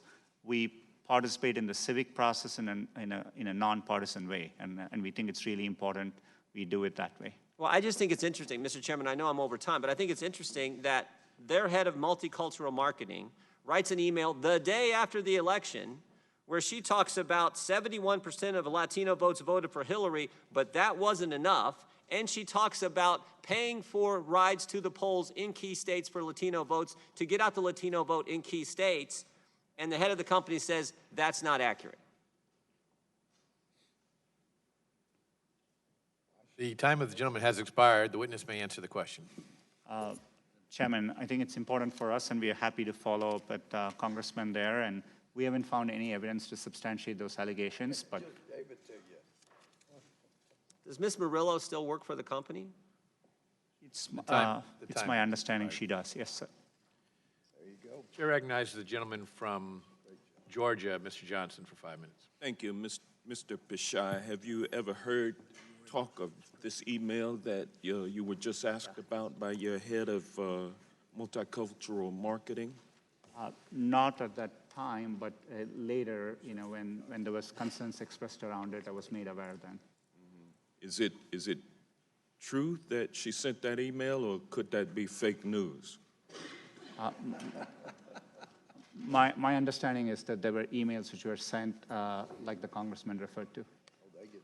But is your testimony today that Google did not configure its features to get out the Latino vote in key states?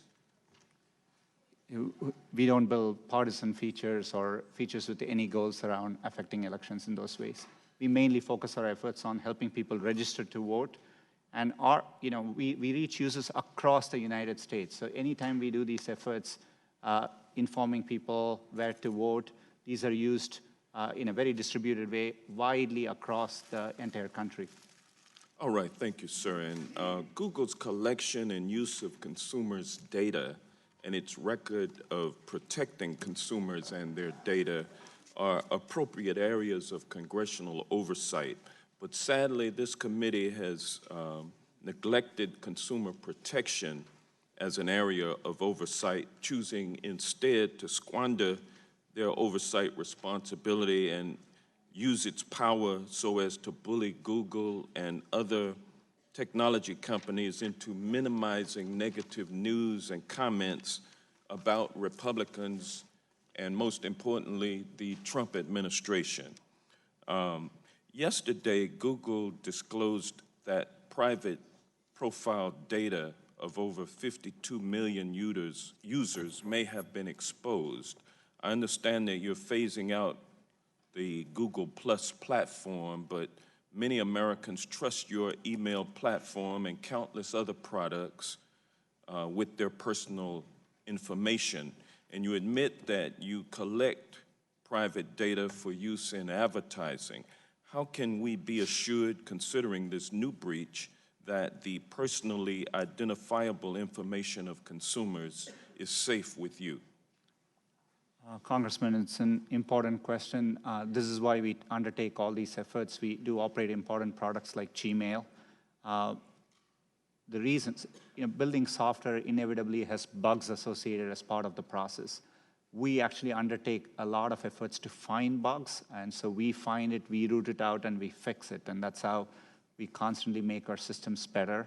And the biggest area of risk we normally we see for our users is around security, that their account gets hacked or something. That's why we work hard. Gmail is an area where we have invested a lot. We have an advanced protection program. I would encourage members of the Congress to sign up for it if you're using Gmail. It allows a second layer of protection to your account, which makes it much harder to get your account misappropriated in any way. All right, thank you. Yesterday, the New York Times published an in-depth investigation of your location tracking applications that sell purportedly personally identified data. Google has said that it doesn't sell data, but as a corporation deeply involved in the business of consumer data use in advertising, your company benefits from applications that track consumer locations. How do you differentiate what Google does with geolocational data from companies with applications that track and sell the data? As a company, we do not sell user data. That would be against our principles and how we... How do you differentiate what you do with the geolocation data from companies that do sell the data? How do you differentiate what you do with that data versus what these applications that do track and sell the data do? An important source of differentiation. We do not and would never sell user data. We do give consumers preferences about how their data is used for advertising. Most of our user experience, we make our advertising relevant based on the keywords you type in. That's where we get most of our information. You can just type in, control your ad settings into Google, and you can actually change the use of your personal data for advertising as well. We allow that as an option for our users. As my time expires, let me ask you, do you believe Google has done enough to be transparent in its data collecting policies? We always think there is more to do. It's an area which is going to be an ongoing area of effort for us. but we have invested a lot over the years, and we do make it very transparent, and we encourage users to go check it out. And in fact, every day, 20 million users go and check it. And over the last month, around 170 million users did check it. But we're going to continue and invest more in this area. Thank you. I yield back. The chair recognizes the gentleman from Texas, Mr. Poe, for 5 minutes. Thank you, Mr. Chairman. I'm over here on this side. I have an iPhone, and if I move from here and go over there and sit with my Democrat friends, which will make them real nervous, does Google track my movement? Does Google, through this phone, know that I have moved here and moved over to the left? It's either yes or no. Not by default. There may be a Google service which you've opted in to use, and if... So Google knows that I am moving over there. It's not a trick question. You know, you make $100 million a year, you ought to be able to answer that question. Does Google know through this phone that I am moving over there and sit next to Mr. Johnson, which would make him real nervous? It's his question. It's yes or no. I wouldn't be able to answer without looking at... you can't say yes or no. Without knowing more details, sir. If I walk over there and sit next to Mr. Johnson and carry my phone, does Google know that I was sitting here and then I moved over there? You're welcome anytime, Judge. Yes or no? I genuinely don't know without knowing I'm what shocked services... you don't know. I think Google obviously does. Are you familiar with the General Data Protection Regulation by the European Union? Very familiar. We worked over 18 months on it. And the European Union is protecting the right of privacy of the people in Europe. We don't have such a law in the United States, do we? Congressman, we have supported and... We do not have such a law in the United States, do we? We don't have a comprehensive user data privacy legislation. Are you familiar with House Resolution 1039? It's a resolution that I've introduced that would basically adopt some of the European practices in America and give consumers in the United States the right of privacy. Are you familiar with that legislation? No, but I'm happy. I'll give you a copy before you leave. It's ironic to me that the United States, supposed to be the country in the world that protects privacy of individuals more than anybody else, we are playing second fiddle to the Europeans. They protect the privacy of their folks more than we do. I think the United States Congress needs to move in a direction to allow citizens to opt in to the dissemination of their information rather than opt out, which seems to be the current law. As Mr. Cohen has stated, I think most Americans don't know all the things that this phone can do. And one thing that it can do is disseminate information really that we are unaware of to all different people out there. The United States should change the rules and make it so that we as consumers opt in. Otherwise, that information is not disseminated. That is just my opinion. What does Google view as objectionable?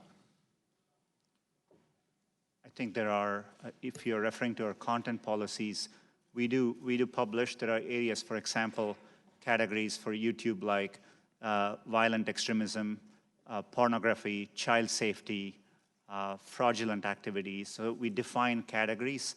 What are extreme political views? You find those objectionable? I'm not saying you shouldn't. I'm just saying, what are those extreme political views? We think it's important. Google and YouTube are platforms which support so freedom of expression. So what are those extreme political views that you find objectionable? We don't define any political views as objectionable. So you let all political views come on, even objectionable political views?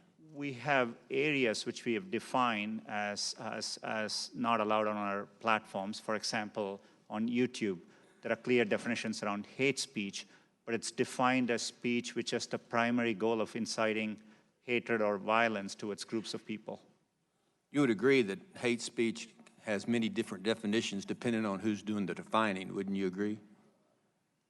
We understand it's a subjective area, could be open to interpretation, but we define it and we publish our definition of it, and we... Do you believe that Google has been brought out here in some question is biased? Congressman, it's really important to me that we approach our work in an unbiased. Do you believe that Google is biased? It's either yes or no. No, not in our approach. Now, it is a private company, is it not? Yes, it is. It's not the government. Google is not the government, is it? Not last I checked, no. You want the government to regulate Google?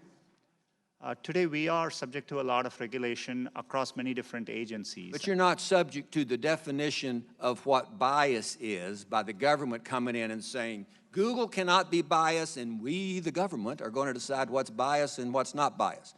You're not subject to that philosophy, are you? No, not today. I hope we don't get to that point where government tries to come in and regulate what bias is, and because this is an independent, free company.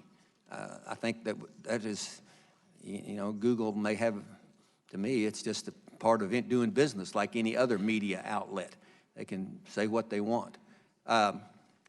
I've gone over time, Mr. Chairman. I have some other questions I'd like to submit for the record. Well, Mr. Chairman, if I might, the gentleman is certainly welcome to join me on this side of the aisle and switch parties at any time. It's getting a little late in his career to do That's that. right. I will just respond to the gentleman from Texas and say that we will be submitting questions in writing to you, Mr. Pichai, including the ones from the gentleman from Texas, and we would ask that you answer them promptly. I'd be very happy to. Thank you very much. The chair now recognizes the gentleman from Florida, Mr. Deutsch, for 5 minutes. Thank you, Mr. Chairman. Mr. Pichai, I believe that the platforms can and should do a better job preventing people from using services to engage in illegal activity. Tim Cook recently said platforms and algorithms that promise to improve our lives can actually magnify our worst human tendencies.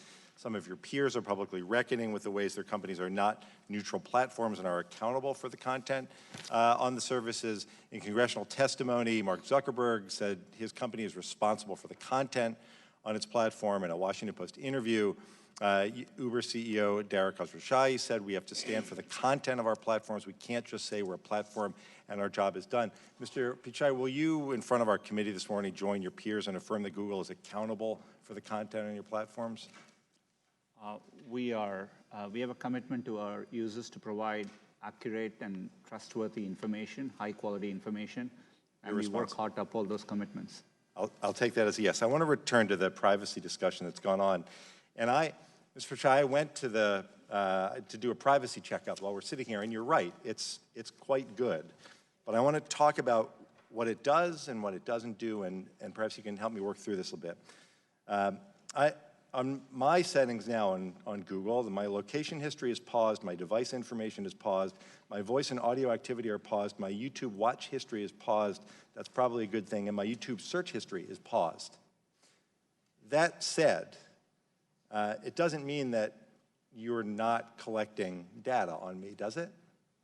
I think if you, for those categories, if you pause it, we stop collecting. I understand, but overall, it doesn't mean that you've stopped collecting data. You're still collecting data on search. You're still collecting data in ways that can help advertising and help provide the services that you provide. I appreciate that. My question is this. I wanted to focus also on the New York Times article about what they refer to as the mobile location industry. And I understand the way that data is collected when you talk on your website about searching Google, getting directions for maps, watching videos on YouTube. You collect data to make services work better. I understand that. But data is also collected to use in advertising. And according to the New York Times story, it's a hot market. Sales of location-targeted advertising reaching an estimated $21 billion this year. It talks about your company and Facebook dominating the mobile ad market that also lead in location-based advertising. And it says that Google also receives precise location information from apps that use its ad services. Can you explain that to me? Is the New York Times saying that if there is any company that uses your ad services, and given the dominant place that you play in advertising, that would be, I would imagine, most. If there is any company that uses your advertising, then that data that they collect would also be available to you? And ultimately, the data they collect on me is the question I'm asking. So we, as a company, and we have commitments to you, we view data as belonging to users, we are stewards of it, so we don't transmit personal data to advertisers, if I understand. No, I understand that. I'm asking about the data that companies, because the New York Times said that Google receives precise location information from apps that use its ad services. My question is, do you receive information, is the New York Times right, do you receive information about the locations that I travel from companies who use your advertising service? I just want to make sure I understand the specifics, but there may be information. So for example, if we are providing an ad, and let's say it's for a restaurant, we normally would do it in a location near you so that it's relevant for you. You have an option to turn that setting off. But if it is, since we are providing that information, we would be aware of it. It's not coming from that company to us, but. But that's what I want to understand. If a company uses your advertising, does their location sharing get to you? And here's why. Let me just cut, because I don't have a lot of time. The Times talks about the information isn't tied to someone's name or phone number. Your personal information as you define it seems to be name, email address, and billing information. The question a lot of us have, Mr. Pichai, I think you can sense, is that while that may be personal information and you treat that the way we would expect, that there is a lot of information about where we go and where we are at any moment that can, as the Times points out, allow someone with access to the raw data, including employees or clients, to identify a person without their consent by following someone they knew, pinpointing a phone that regularly spent time at that person's home address. Can you use the locations that people go to identify, to back into who a person is? You wouldn't do it, but could someone else do the same thing? We wouldn't do that without explicit user consent. To answer your question, I'm happy to follow up. I want to make sure I address it. It's a specific question. I think at a high level, I would say location is turning out to be an important area. As we consider privacy legislation, I think it's important we give location protection for our users. As a company, we want to lead the way, and we are taking efforts. I understand, and I have to go back. Just one last question, Mr. Chairman. The time of the gentleman has expired. The chair recognizes the gentleman from Pennsylvania, Mr. Marino. Thank you, Chairman, and thank you for being here, all of you. Let me start out by saying that, sir, you and the office of your company, I think particularly you, because you are at the helm, have a tremendous responsibility toward your employees, responsibility toward your stockholders, to your company, providing jobs, and we thank you for providing jobs. But I think you also have a much more awesome responsibility to the American people, to make sure that you educate accurately, to make sure that you stay in the middle of the road, because I've learned this over the years as a prosecutor and then more so as a member of Congress. There is a lot of people who believe everything that's put out by anyone. We're a 10-second society now, and we can't hold conversations. We can only read 10 or 12 words, and that's supposedly the gospel. You have a responsibility to see that the truth is out there, and I will hold you to doing that. I don't believe in the government taking control or defining, as my friend the judge says, what is right and what is wrong. I, for one, the less federal government in my life, the better. So I am depending on you and companies like your company to help us along the lines, because if the federal government does ever step in to regulate, you're not going to like it. And with that said, I have a concern concerning China. In 2010, Google left the Chinese marketplace due to concerns over hacking attacks, censorship, and how the Chinese government was possibly gaining access to data. I'm interested in what has changed since 2010 and how working with the Chinese government to censor research results are part of Google's core values. Do you understand my question? Congressman, right now there are no plans for us to launch a search product in China. We are, in general, always looking to see how best. It's part of our core mission and our principles to try hard to provide users with information. We always have evidence based on every country we have operated in. Us reaching out and giving users to more information has a very positive impact, and we feel that calling. But right now there are no plans to launch in China. To the extent that we ever approach a decision like that, I will be fully transparent, including with policymakers here, and engage and consult widely. Am I then to understand that you have no plans to enter into any agreements with China concerning Google, how it's used in China? We currently do not have a search product there, and so, Do you plan on having a search product there? Right now, there are no plans to launch a search product in China. Okay, let me ask it this way. If in the future you decide to do that, what information would you share with the Chinese concerning other users, other countries?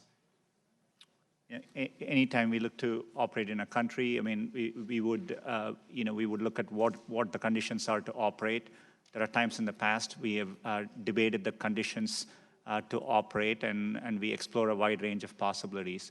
Currently, it is an effort only internally for us. We are not doing this in China, and so, but I'm happy to consult back and be transparent to the extent we plan something there.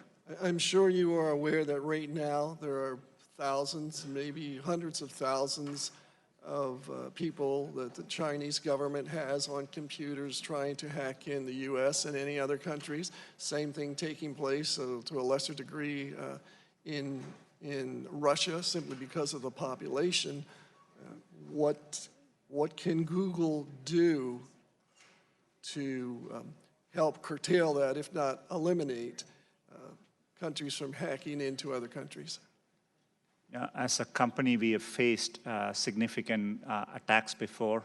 So, protecting the security of our users is what really keeps me up at night. And it's something we invest a lot over the years. We work with law enforcement because we rely on their intelligence to help us assess threats. But it's a comprehensive effort, and it's something we take seriously. Thank you. I yield back. But remember the responsibility that I think you have. Chair recognizes the gentlewoman from California, Ms. Bass, for 5 minutes. Thank you, Mr. Chair, and thank you for coming today. I wanted to follow up on some questions that were asked of you earlier, specifically the use of bots by authoritarian regimes and also the use of troll farms by Russia, and wanted to know if you could be more specific in terms of how Google is going to respond. In other words, will you expand your staff or modify the algorithms in an effort to identify and eradicate the online trolls? And then in terms of the flooding that takes place with bots, what specifically will you do to address this? This is something we actually face across the set of products we do today, be it our ad systems, be it our search products people are trying to spam, and be it YouTube and so on. So in general, we have built systems over the years to detect anomalous traffic patterns and mitigate that. And we also learn, we collaborate with others. Law enforcement has been very helpful to us in this regard. So if the example of the bots where you have, I mean, I saw one example where there was one day 125 dislikes and the next day there were 84,000. How do you respond in a situation like that where it's obviously done purposely? So when we see view count manipulation of likes, dislikes, and either we get reports or we detect in our systems spikes in those activities, which make it clear that it's not humans doing it. We detect it, we treat it as spam or abuse of our systems. So you have staff dedicated to looking at that? Yeah, both. We have our algorithms, AI systems, and manual reviewers and we are staffing up our manual reviewers significantly over the past couple of years. And so we do it comprehensively across all those things. So anticipating what took place in 2016 happening again, and this is specifically regarding what Russia did to foment racial tensions in the United States, and wanting to know how you are responding to that, where they called for, fake protest, either to get African Americans to turn out to protest something that was fake, or to have white supremacists be ginned up to attack communities of color. So specifically, what is Google doing to respond to that? We mainly saw, with respect to Russia, limited improper activity on our ad platforms. But in general, we are not a social networking company across the products we do. It's an area we haven't done well as a company. So we typically aren't connecting groups of people, and that's not how Google mainly works today. And so we haven't seen that kind of activities on our platforms. But we are vigilant and, and happy to share any findings which come through as we look into it more. So I also wanted to ask you a couple of questions about online creators of color, where mainstream media outlets often fail to cater to communities of color with relatable content or resolve lingering issues of underrepresentation or misrepresentation. Communities of color have sought out digital mediums to tell their stories, and in some cases, this has been very successful, and it's led to larger networks recognizing the talent. And in other cases, it's given a platform to voices that would otherwise be silenced. So I wanted to know what policies Google might be developing to put in place to ensure that the voice of online creators can expand. YouTube has a lot of community outreach programs. We partner with other organizations who do important work in this area.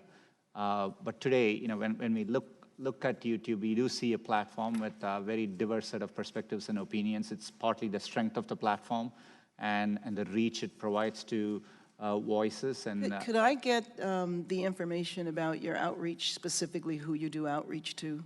That would be very helpful. We'd be very happy to do that. And I yield back my time to Representative Deutsch. Thanks. I thank my friend from California. Mr. Pichai, I just wanted to finish up. Again, appreciate you being here. And I wanted to follow up on something that the chairman started our hearing with, and that was a question about information collected by Google.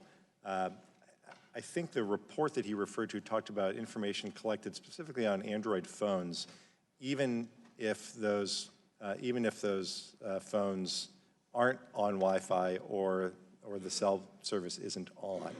Is that something that happens? Congressman, it's not clear to me how something when there's no connectivity would happen, but we haven't. I'm sorry. So I'm aware of those concerns. We haven't been able to substantiate those specific findings. You're looking into those findings, though? There's an area where we are, our goal is to, we're trying to help users with the information they want. Today, there are many cases, users give us feedback. Part of what we're trying to do is they want us to be location aware when they get there. No, I understand, but you're not aware of data being collected while the phone is not connected to either cell service or Wi-Fi. Yeah, there may be specific instances. For example, GPS may be working, and so it depends on the specifics, but in general, no. And so finally, the question is, if that information is, if that's possible, if you learn that it is happening, and I would love you to share that with us, if you learn that's happening, and the information then when the customer turns on his or her cell service, if that information is then sent back to your company on their data plan, a lot of people obviously have limited data plans. When you look at this, if you could also look at whether, when the information is sent back to the extent it's happening, that it might cause some people to go over their limits, thereby costing them more on their monthly bill, that would be helpful information as well. That's good feedback. We will. Okay. Thank you, Mr. Chair. Thank you, Mr. Chairman. Chair recognizes the gentleman from Georgia, Mr. Collins, for 5 minutes. Thank you, Mr. Chairman, and thank you, Mr. Patel, for being here. Look, there is an understanding, I think it's come across from everyone here, and it's a saying that I've sort of lived by most of my adult life, and I think most people get. Perception is reality. Now, you can disagree with the perception, you can disagree with the reality, but at a certain point in time, as you've even heard from many of the folks discussing on both sides of the aisle today, there's several perceptions that are going on what's being stored, what's not being stored, and how that is, or how that data and that privacy issue, and also the effects or the outcomes of the searches are made. Now, one of the other issues, not just Google itself, but also YouTube, there's another issue that I will not touch today, but probably will do some questions on, is the issue of content and the issue of how that is stolen in many cases and how that could be worked on. Those are issues we'll deal with in another setting. We've talked about this. But I want to go through several questions because it's been discussed a lot about what you collect and what you don't collect. So the next few questions will be yes, no questions. I'm not trying to trick you here. It's simply what do you collect and how do you collect it, okay? In dealing with Google, do you or do you not collect identifiers like name, age, and address? Yes or no? If you're creating an account, yes, and using an account, yes. Yes. Specific search histories when a person types something into a search bar. If you have search history turned on, yes. Device identifiers like IP address or IMEI. Depending on the situation, we could be collecting it, yes. GPS signals, Wi-Fi signals, Bluetooth beacons. You know, would depend on the specifics, but there may be situations, yes. GPS, yes. Yes, if you have And location. voice and conversations when using Google Voice products. We give an option to turn on or off. And But if a person didn't know it, voice and conversations when using Google Voice products. Yes. We only record when they initiated with OK Google and then say the terms after. Contents of emails and Google documents. We store the data, but we don't read or look at your Gmail. But you have access to them. As a company, we have access to them, yes. So you could.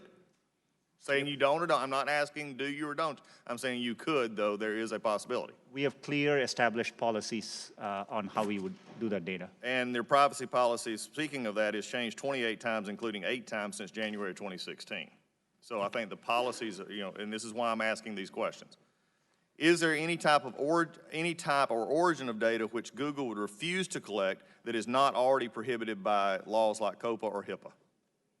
And there are many categories of information today. We are particular about anything to do with health data. And those are covered under those. Anything that you would not collect outside of the two that I named, which are generally accepted as things you cannot collect. There are many things which we don't collect. For example, we don't collect, you could have a product like Google Home, we won't collect conversations unless you specifically ask us to, so you ask a question. And so we definitely are very careful and minimize the data we need to provide the service back to our users. I'm glad you mentioned data minimization. We'll get to that in just a second. How long do you keep the data that you have captured? Today we give you the choice of whether you want to store the data or not, but if you store the data, from the time you turn it on, we store it for you. Okay, well, let me ask a question here. For all this has been discussed, age identifiers, search histories, all these things, and for how many would you say, let me just say, you've made an interesting question. How many people actually understand that they can actually cut this off? We remind people, and every day 20 million people come and make changes in these settings. So we see robust activity. When you control 95% of searches, you control this in a very large way. I would say the vast majority, not the most sophisticated, not the ones in a certain age demographic, are not as familiar with this as, say, some who work in the industry or at least around the industry. Would that not be a fair statement? If you could repeat that, Congressman, sorry. I'll get back to it. Earlier it was said that identifiers such as age, name, and address are treated differently. If that is true, how are you treating them differently, and is the same data collection process still done? How is it treated differently than maybe some of these others that we have spoke of? That came, I think, from Mr. Deutsch's discussions, such as locators and things like that. We offer different controls for that. So for example, for location, we give specific controls. For your voice activity, we give specific controls. We are trying to meet users' expectations. And so for example, some people may want their search history to be available, but they don't want YouTube history to be recorded. So we give those choices to our users. One of the general dynamics of most of this tech industry and those who collect data is data minimization. You brought it up just a few minutes ago. The issue that I have, and it was in March of this year, a security researcher actually downloaded his, quote, Google Takeout. This is probably there. It was 5.5 gigabyte. This is not just a few names and addresses and where you went. Why, number one, does Google need all this information? We can answer that in the fact that 86% of your revenue comes from advertising, so we know you manipulate the data in some ways. However, can you explain what you do to minimize this data, which is generally an accepted standard practice among those who collect data? Our goal is, but we are providing, for example, if we are providing you a service like Gmail, which we have done for 15 years, that data, we need to store it for our users, so they expect us to. So we are trying hard to match users' expectations. We don't need, our data for advertising, as I said earlier, most of it comes from just the keywords you type. And so, we need minimal data to do advertising. We give you options to turn ads personalization off. We store most of the data we do today to help give users the experience they want, and that's what we're trying to do. I'm going to go back to where I started. Perception is reality. The amount of data being collected here, how it is being used, how you monetize, the one ad, basically the flow of information that you have, and the monetization of that is a concern. I think the perception of how it is used and from what side of the aisle is something that this committee, I think, will take up and continue to process. But I think when most people deal with this, what I said earlier, I'm not sure that in the broad scope of things, simply clicking yes, especially in a society today in which some of these things, and especially that was talked about mobile, which we've not delved into even further, is going to open up a much larger situation, which is not just simply monetizing data, it's actually using information that can be then used by either law enforcement or others in legal proceedings that can then be used against them, that they're not going to understand exactly what is going on. With that, my time has expired, and I'll yield. Chair, thanks, gentlemen. Chair recognizes the gentleman from Rhode Island, Mr. Cicilline. Thank you, Mr. Chairman. Thank you, Mr. Pichai, for being here. In 2006, Internet pioneer Vint Cerf testified on behalf of Google that the open Internet was designed so that no central gatekeeper could exert its control to discriminate against rivals, consumers, or other businesses. Since then, it's become increasingly clear that this virtuous cycle of innovation is fundamentally threatened by the dominance of a few powerful companies. Tim Berners-Lee, the inventor of the World Wide Web, made this point clear in an open letter earlier this year where he warned that the open Internet has been compressed under the weight of a few dominant platforms that have the ability to harm competition and control which ideas and opinions are seen and shared online. Along with 83% of Americans, I strongly support an open, decentralized Internet that is free of powerful gatekeepers with the ability to discriminate against rivals, threaten innovation, or harm consumers. With that in mind, I'm deeply concerned by reports of Google's discriminatory conduct in the market for Internet search. According to findings by the European Commission, Google has harmed the competitive process by favoring its own products and services over rivals, or by deprioritizing or delisting competitors' content. And so my first question, Mr. Pichai, is as a proponent of Internet openness, will Google commit to ending the discrimination against rivals and other businesses through Google's products? Congressman, with respect, I disagree with that characterization.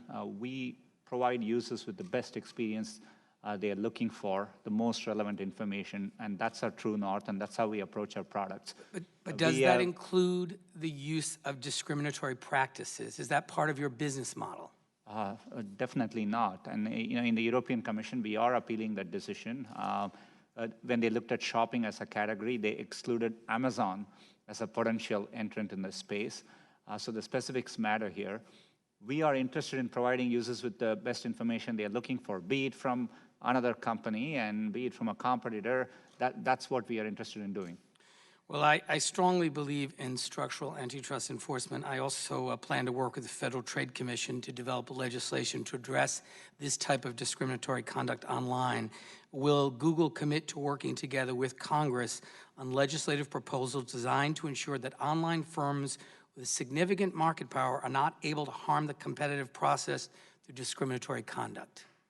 We're happy to engage constructively on legislation around any of these areas.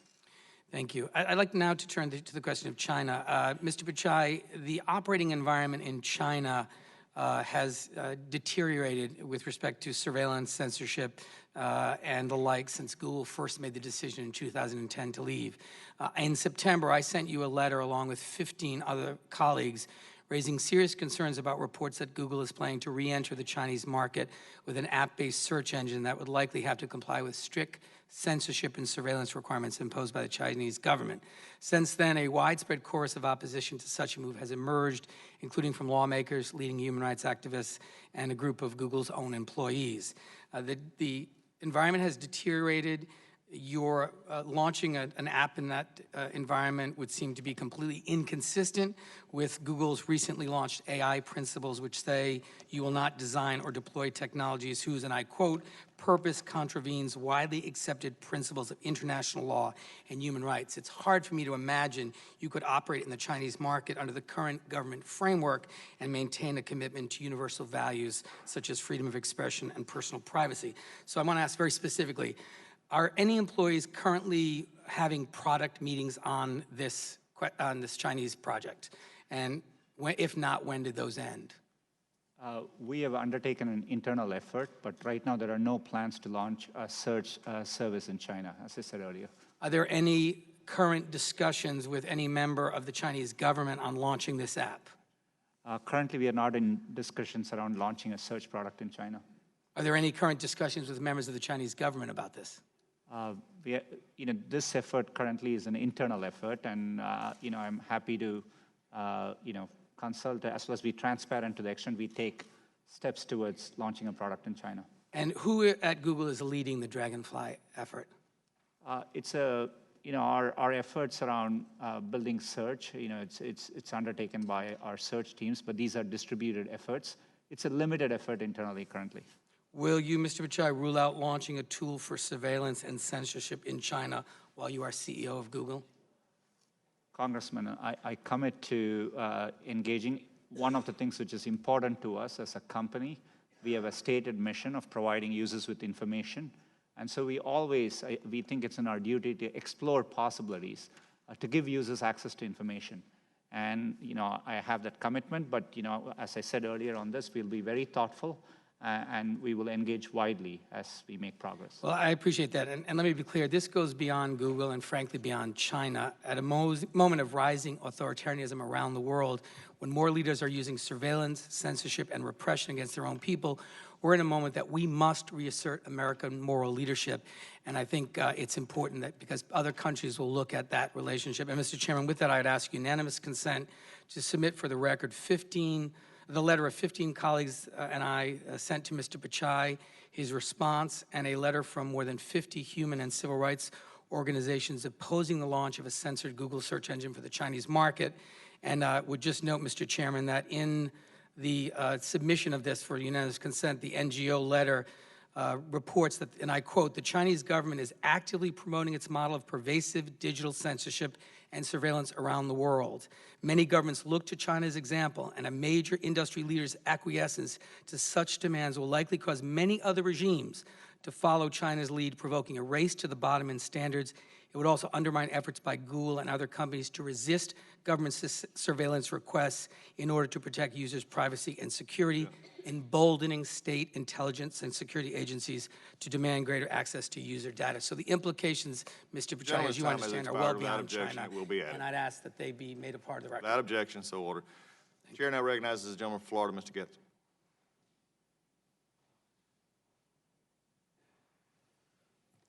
Thank you, Mr. Chairman. Have you ever launched an investigation into whether political bias is impacting the consumer experience? Congressman, we do, to the extent there are concerns, we look into them, and it's... No, have you expressly launched an investigation into political bias of your employees? On our employees, you said? Yes. To the extent, we always take any allegations around code of conduct across every issue seriously, and we look into them. You said to me yesterday that, as it relates to political bias, you haven't launched those investigations because there are so many redundancies and there is so much peer review that would not be possible. Is that still your testimony today? Congressman, yes, it's the way our processes work. If you need to make a change in our algorithms, there are several steps in the process, including launch committees and user testing and our rater guideline evaluation. But at your company, your employees can get together and chat in groups, right? Google groups? Yes, they can. And one of those groups is the civil rights group, right? We have many employee resource groups on which they can participate in conversations, yes. Have you ever looked into the conversation into the resist group? Congressman, no. Is that a surprise to you that there's a resist group? I'm not aware whether such a group exists or not. If there was a resist group, would that be the type of thing that you would want to look into? We have clear policies around how our products are built, and No, but if there's a resist, you know that the resist movement is a movement built to resist the agenda of President Trump. If there's a resist group within your company where groups of employees, not one, are getting together within that group to engage in discourse on company time with company infrastructure, does that strike you as the type of thing you would want to investigate? Congressman, I'm not aware of any such group. None like that has been brought to my attention, and happy to follow up to, and understand the concern better. Yeah, Mr. Chairman, I seek unanimous consent to enter into the record a document from what purports to be Google employee Miles Borens, which is opposed to the Google group Resist. Without objection, so ordered.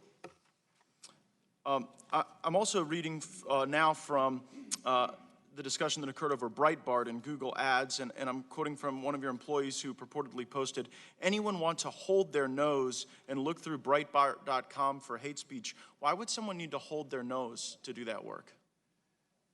Congressman, today we have 90,000 employees, and they communicate in forums. As a company, we have allowed freedom of expression, and we don't stand or condone comments expressed in these things. We are very clear about our policies as to how we build our products, and we serve our publishers that way.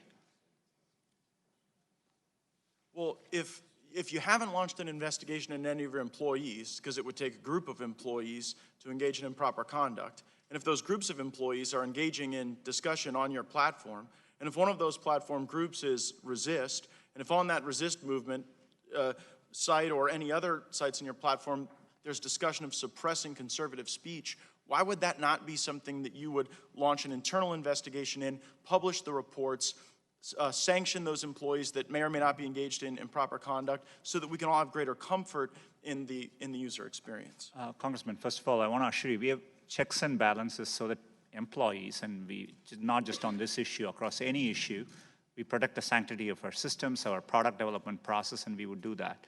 How can I have confidence that you're protecting the sanctity of your system when you don't even know that your employees are getting together on your own company's infrastructure to talk about political activity? In general, we always assume our systems are designed. We assume there could be bad intent. So we've designed from first principles because, for security reasons, both externally and internally, at any given moment, we assume that somebody may be acting in bad faith. And that's how we have designed our systems with all the protections in place. We need to do that for our security of our systems, and it's a first principles approach. So if your assumption is that people can act in bad faith, why then have you not launched an investigation into the communications that seem to indicate a desire to suppress conservative political movements and conservative voices? Well, if there are allegations around discussions which are specific with the intent of manipulating our products, we would conduct an investigation. Okay, well, that's good to hear. The Wall Street Journal reported that your workers were discussing tweaking search terms to frame the discussion over the travel ban. Did you perform an investigation into that allegation?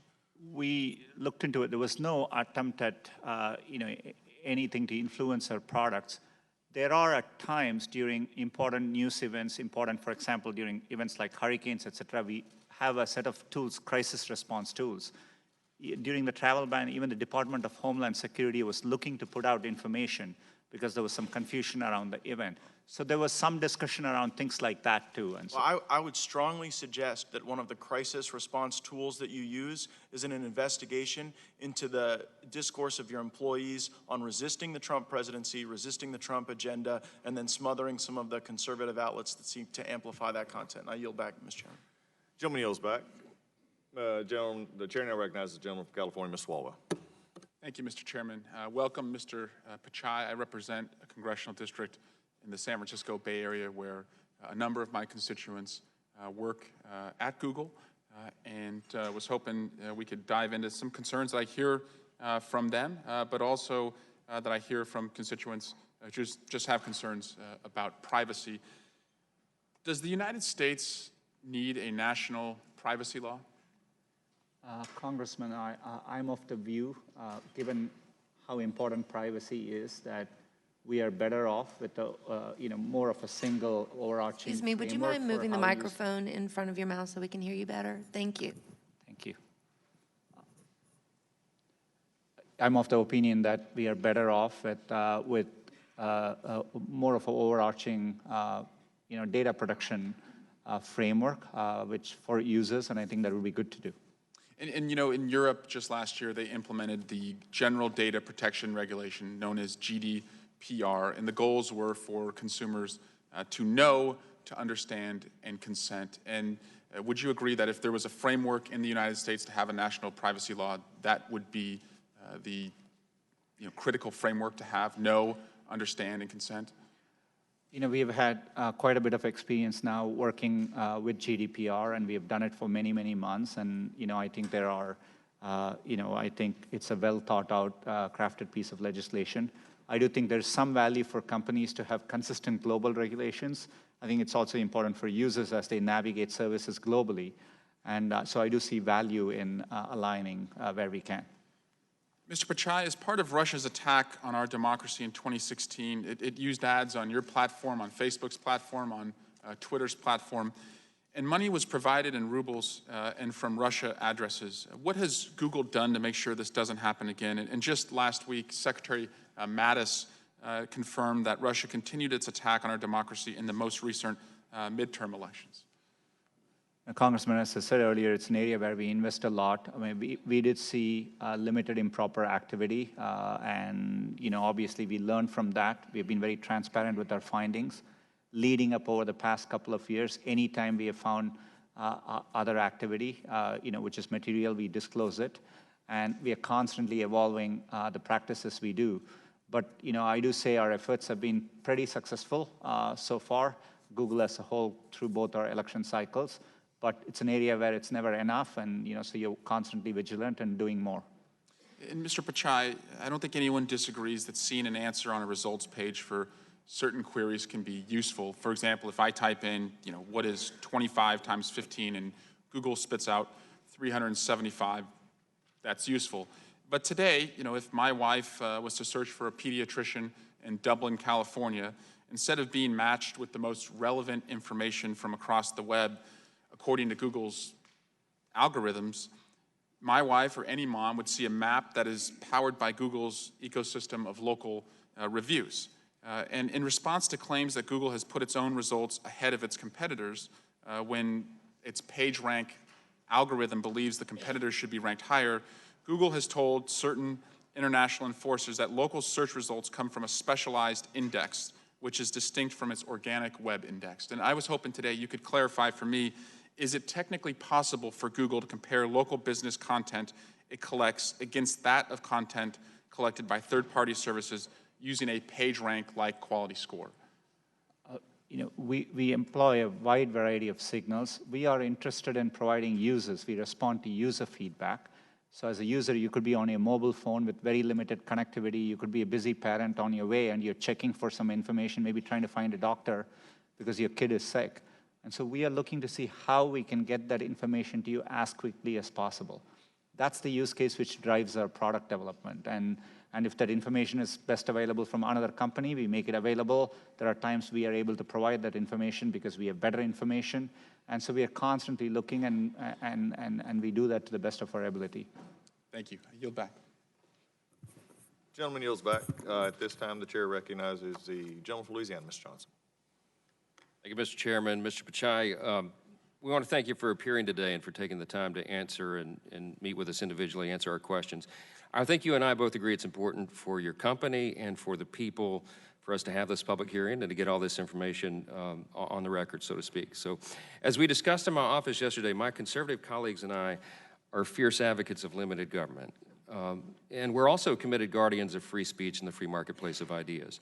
We do not want to impose burdensome government regulations on your industry.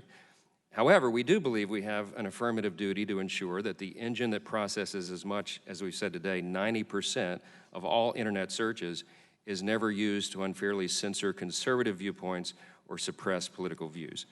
Your challenge today, and in the days ahead, is to convince the members of this body that Google and your industry peers will implement your own sufficient safeguards and solutions to this problem so that the government doesn't have to intervene.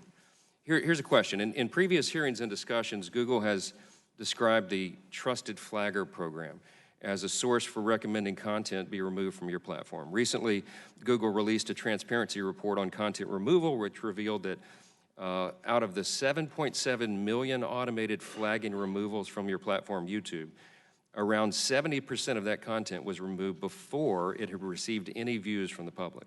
Here's the question. How does Google ensure that content removed in the automated process is not merely because of philosophical or political differences? Congressman, it's an important question. As you said, YouTube is committed to being a platform for freedom of expression, and we go to great lengths to do that. We only handle videos in the areas of clearly defined policies we have. We do have automated systems, but we assess it, we later spot check it to make sure the system is working as intended.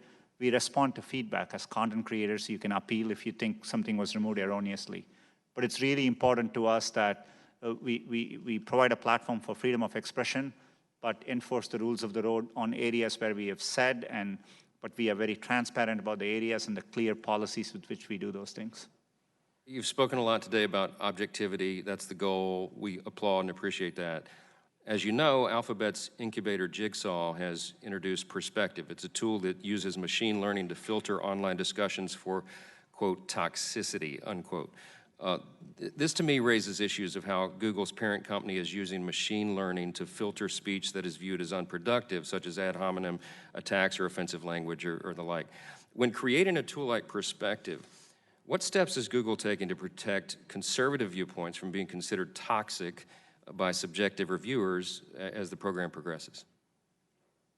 Congressman, Perspective, provided by one of our sister organizations, Jigsaw, it's a platform for publishers to use. So the publishers get to define what they want acceptable or not, and then that's what the tool provides for them. But I think your point is valid. I mean, we don't want to be in the position of just editorializing publisher content, and we are just providing a tool for publishers to better drive the content on their platforms. You mentioned the appeals process if a content provider has their material flagged.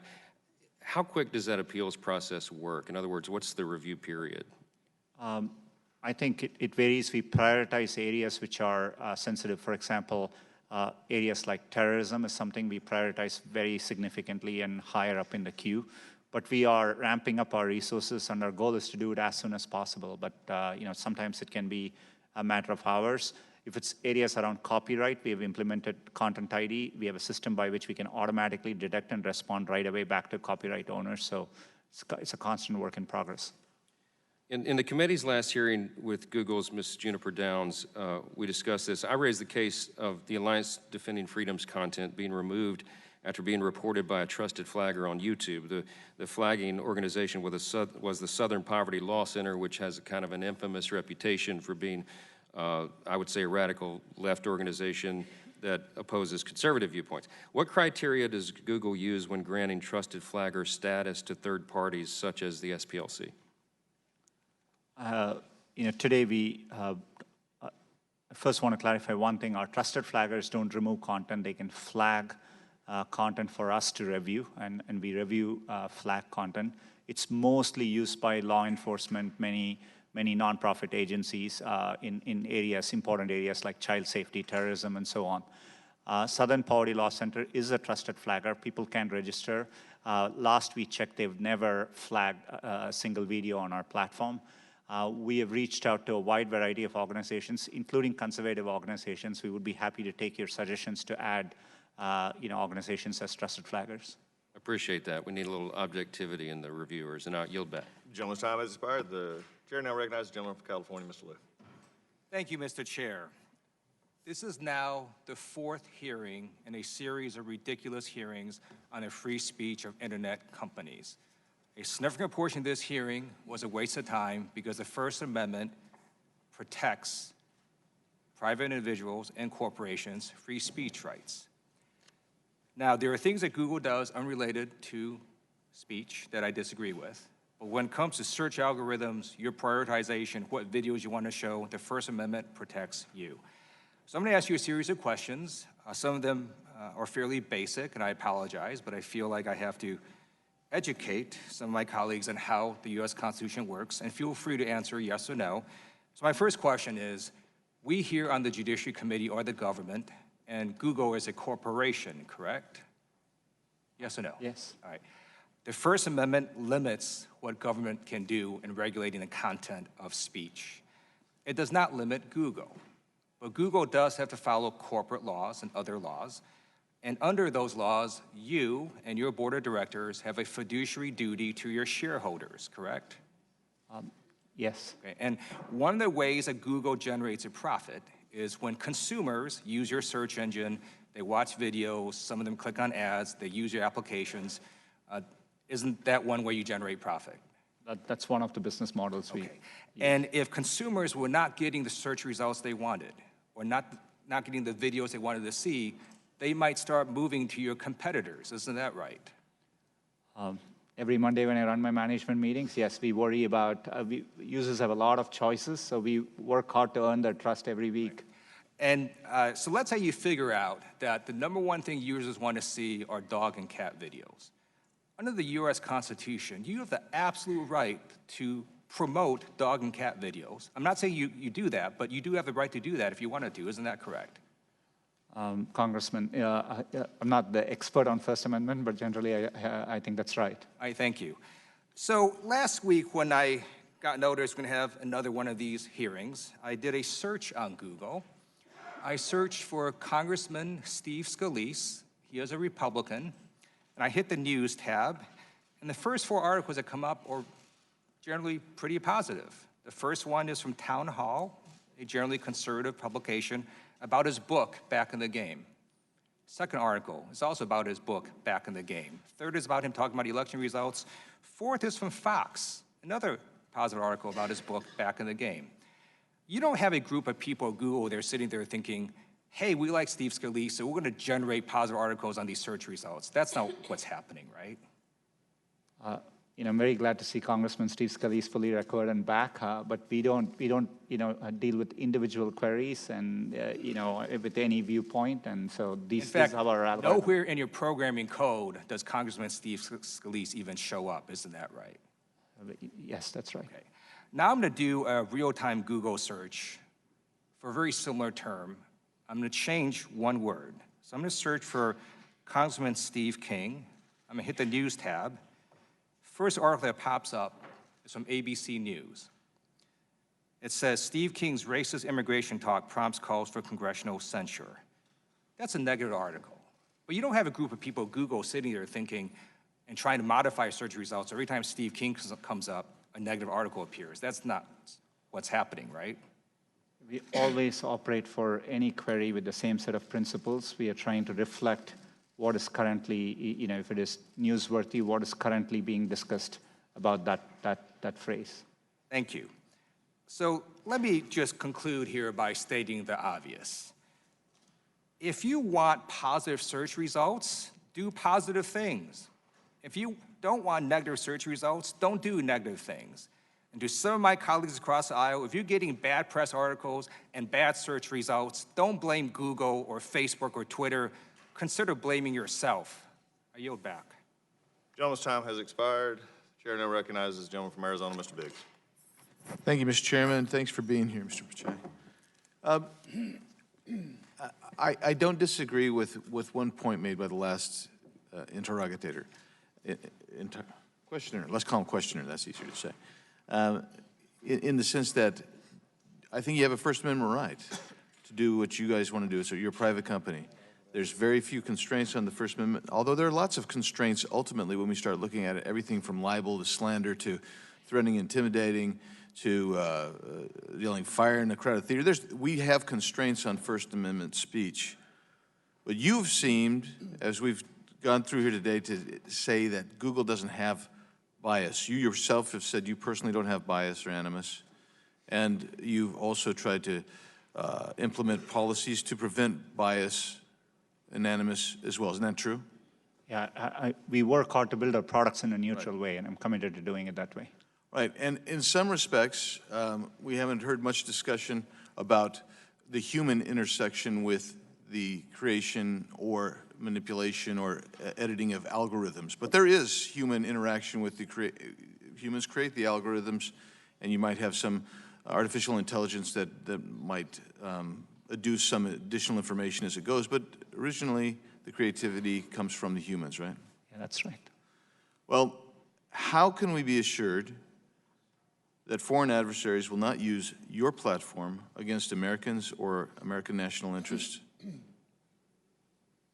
We always worry about that as a threat vector, and this is why we make sure, the best way we do it, when we are building our products, we don't rely on, one person or groups of people to be able to do it. We follow a set of robust process, including tests and validation, both from users. We get feedback from users, and we use raters externally to evaluate. And we do this. For example, our search raters in the US are there in all the 50 states of the US. We geographically distribute them so that we really get the perspectives of everyone around the country. Well, that doesn't really get to the answering my question of security assurance.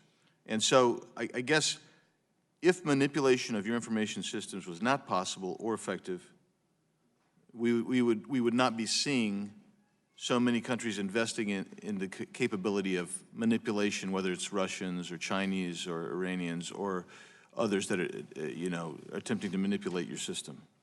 And there may be attempts to use our products and services. So, for example, because we provide advertising products, and what we saw in the 2016 election was, limited activity, but it's improper. 2 accounts related to Russia, advertised using our platforms. That totaled $4,700, I think you said. Yeah, so that's an example of, the kind of threat we see, and, it's something we are working hard to mitigate and avoid. Okay, and so I guess I would say that it looks like you guys have a policy of do no evil, right? Is that fair to say? It's not our official policy, but, it's a statement which has been communicated by us internally. And other people have brought up the work that you may or may not be doing in China, and I want a clarification of that. Are you looking to expand in China and cooperate with the Chinese government on a platform release in China? To the question, it's about search. Right now, we have no plans to launch search in China. We have always, over the years, explored how best we can continue to serve users in China, but that's what we are doing. Are you doing anything with the data share with the Chinese government? Today, we don't operate our services which involve user data, like Google Search or Gmail in China, and so no. So you're telling me nothing at all then with China? We do provide, for example, Android, which is an operating system. We work with partners around the world, and there are OEM manufacturers around the world, including in China. So manufacturers, but beyond manufacturers, any other platform use? We don't have any special agreements on user data today with the Chinese government? That's right. Okay. Do you share the data that you collect on civilians with the United States federal government?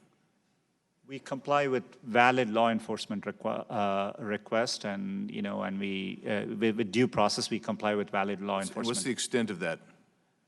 We publish a transparency report in which we give insights into the law enforcement requests we have gotten and our and our compliance there. The last question I have, real quickly. In May 2016, Google banned all ads by payday lenders, even though it invested in LendUp, which is effectively a payday lender. And it banned ads by competitors. Is that a normal practice? Congressman, we undertook ad policies in that particular area because we saw evidence of misuse, and we had gotten a lot of feedback, and that's what we reacted to. Did you ban your own LendUp app?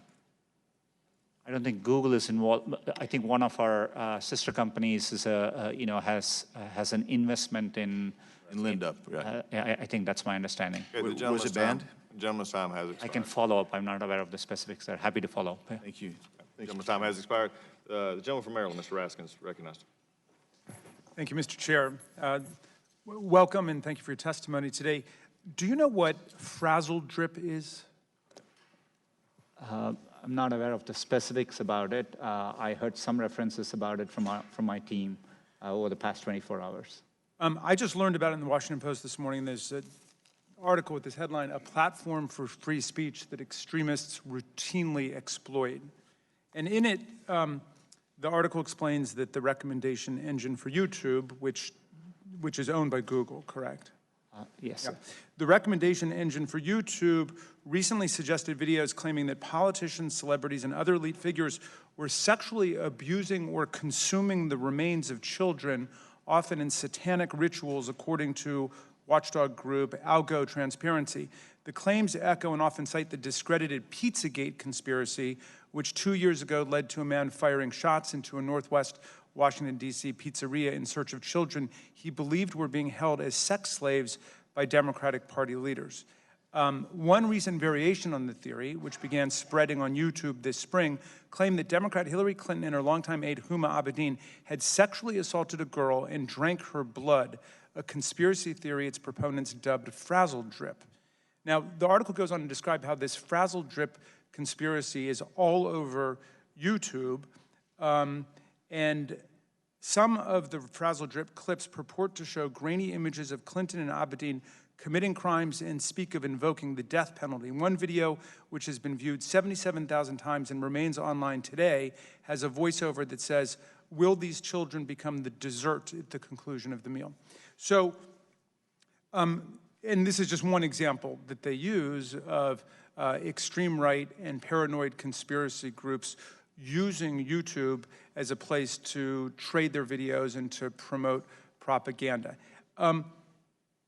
What is your company policy on that, and are you trying to deal with it?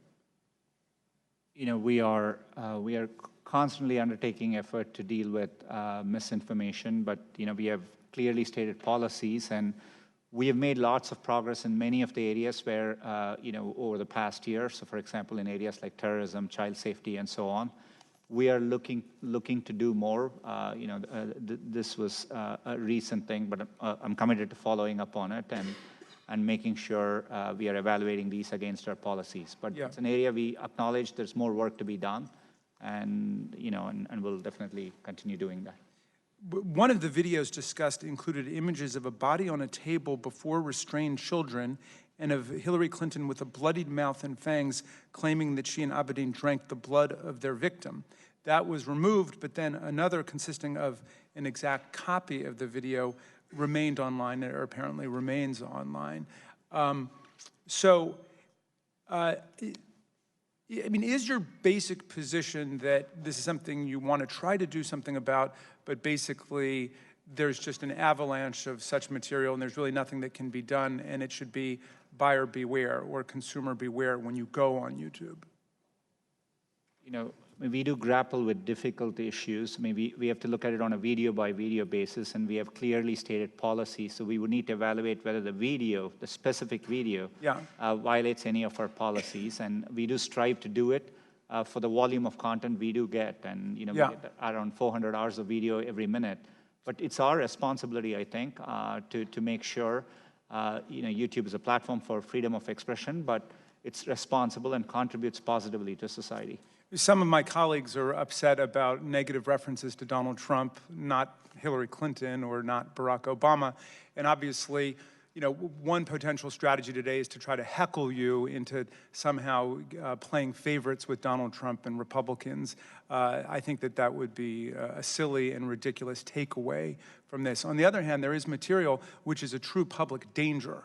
You know, you've got a right to have whatever politics you have. I mean, we could subpoena Fox News and bring them in here and beat them up about how 90% of the references on Fox News to Barack Obama or Hillary Clinton are negative, but they've got that right under the First Amendment. You've got a right under the First Amendment to have whatever political views you've got. But I think the point at which it becomes a matter of serious public interest is when your communications vehicle is being used to promote propaganda that leads to violent events, like the guy showing up in the Pizzagate conspiracy case.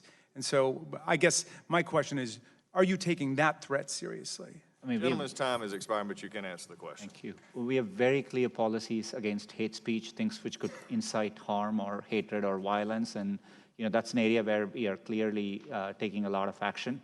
But I want to acknowledge there is more work to be done. And, you know, with our growth comes more responsibility, and we are committed to doing better as we invest more in this area. Thank you, Mr. Chairman. Thank you. The chair now recognizes the gentlelady from Georgia, Ms. Handel. Thank you, Mr. Chairman. Thank you very much for being here, Mr. Pichai. For years, the Federal Trade Commission, on a bipartisan basis, has affirmed that precise geolocation information is considered highly, highly sensitive, and that consumers must opt in to that. Do you agree with that? Yes, I agree with that. Do you think there's other information, privacy information of consumers that should also be required to have opt-in versus opt-out? In general, I think a framework for privacy in which users have a sense of transparency, control, and choice, and have clear understanding of the trade-offs they need to make, I think is very good for consumers, and we would support that. Okay. And speaking of privacy and transparency, I'm trying to understand the difference between a paying customer for the Google Suites versus the free Gmail. So when it comes to data collection, are the criteria and the rules the same if you're on Google Suites versus Gmail? Google Suite is a broader suite of products than Gmail alone. We have very specific policies around Gmail. In general, we don't, as a company, we don't read your Gmail unless we have express consent from you, for example, to investigate security or abuse related to an account. On G Suite, we provide G Suite across many instances. We have clear policies against that too. We don't use... Right, but what I'm asking is, are the policies different? We don't distinguish between, so for example, today we provide G Suite for free to many educational institutions. We don't use that data from within G Suite for advertising. You collect it. Well, we store, G Suite involves user documents, be it documents or Gmail. So we store it for the user so that they can access it. And no one in your company has access to it? People, or they do have access? We have policies that they cannot access it unless they have specific consent from the user for a specific situation. Okay. What would be one of those reasons? For example, you may want to investigate fraudulent activity related to your account, and we may ask for your permission to do that. There may be a valid law enforcement requirement which we have to comply with. All right. I'm going to go back to Google Takeout, which my colleague from Georgia asked about earlier. I would say that the average person probably has never heard of Google Takeout until recently. So when did it become available? We started this effort, I'm aware of it as early as over 10 years ago, and we started building for many of our products. We started an office in Chicago with the express goal of providing users with this takeout capabilities. I think we were quite unique in starting to work on that as a company, but there's more effort we plan to do there. Who has access to it? This is for users. So for example, if you decide to stop your Gmail account and you go with another email provider, being able to take your Gmail data with you, and that's what it's designed for. And Takeout is for users, yeah. But no one from within Google or any other place can come in to Google Takeout and get your information? No, it's expressly designed for consumers to take their data with them. I understand what it's designed for. I'm asking who practically can get access to it. We have very strict limitations on access to sensitive... Oh, so it's more than just, if I were going to Google Takeout for Karen Handel, I'm not the only person who has access to my Google Takeout? You are the only person who can take out your data, but I'm just saying, you asked about internal systems. We have clear policies. Employees can't go looking at user data unless there are a narrow set of circumstances which may involve either consent from the user or legal situations, et cetera. All right. Is it free? Is takeout? Get your data? Yes, it is free. So when a person takes their data out, or they want to go through and clean up privacy and they delete, is it really deleted or is it just hidden? Depending on the service, if you're terminating your account and you delete the data, it will take some time, and we communicate that to propagate through our systems and get removed, but we follow through on that. But it's deleted. It's not just hidden from sight. It's deleted. That's okay, right. One last question. You said that your company embarked on an initiative to register people to vote. How did you do that, and who did you target, and in what states? So for example, during registration windows, we highlight, we give people information about where to register. We do these things representatively for all our users across the U.S. And all indications are that the participation is uniformly high across our user base. So we do this with the express goal of. But how did you do it? Did you send out links? Did you send out voter registration forms to people? The gentlelady's time has expired, but you can answer the question. For example, on the Google homepage, we may say, check where your polling place is. And as a user, you can click on it, and we give you the location of your closest polling locations and the opening times available to you. That's an example. I'll be following up on that. Thank you, Mr. Chairman. I yield. The chair now recognizes the gentlelady from Washington State, Ms. Chapel. Thank you, Mr. Chairman, and thank you, Mr. Pichai, for coming to testify before us. I, for one, am thrilled that you as a company encourage people to vote. I think we should all do that. I'd love to see Election Day as a holiday. I've been deeply concerned for some time about employers mandating forced arbitration rather than allowing for people to pursue justice. And forcing people into arbitration when they've already experienced a violation of their basic rights, I think, is a deep injustice, and it subjects people who have already been victimized to further victimization. And we've seen research that shows that it discourages people from coming forward to report abuses to begin with. There are very successful companies in your field, including companies like Salesforce, that have thrived while foregoing forced arbitration contracts and clauses. And I think that we can all agree that the argument that eliminating forced arbitration threatens innovation should be dismissed out of hand. Eliminating forced arbitration has been a shared priority by my colleagues on this committee, as evidenced by the fact that our ranking member, Jerry Nadler, as well as Hank Johnson, David Cicilline, and I have all introduced legislation to end the practice.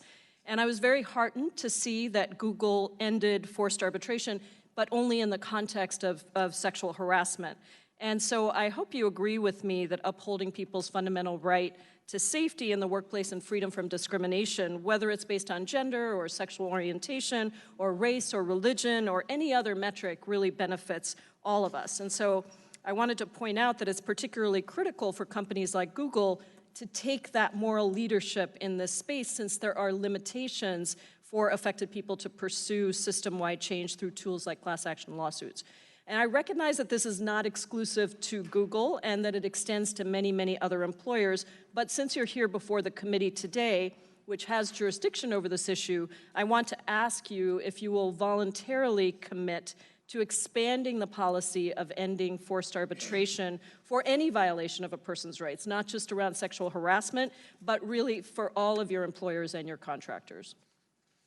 Congresswoman, thanks for the question. It's an important area. One thing, if I could clarify, today our arbitration agreements don't require any confidentiality provisions. That's how we have done it. But as you mentioned, for sexual harassment, we agreed that it should be up to the employees, and we gave them a choice. We are definitely looking into this further. It's an area where I've gotten feedback personally from our employees, so we are definitely reviewing what we could do, and I'm looking forward to consulting and happy to think about more changes here. Well, we'd love to work with you on that. I think that this really, for people who are listening to this hearing that may not understand this, basically when you sign a contract, as we saw with sexual harassment, some employees don't even know what they're signing away, but they're signing away their ability to actually pursue claims in the justice system by going to forced arbitration. And so I think that this is very, very important. I think your point about confidentiality is important, but that's not the issue here. That is about transparency, but it's not about the basic right of somebody to seek access to due process and to justice in the courts.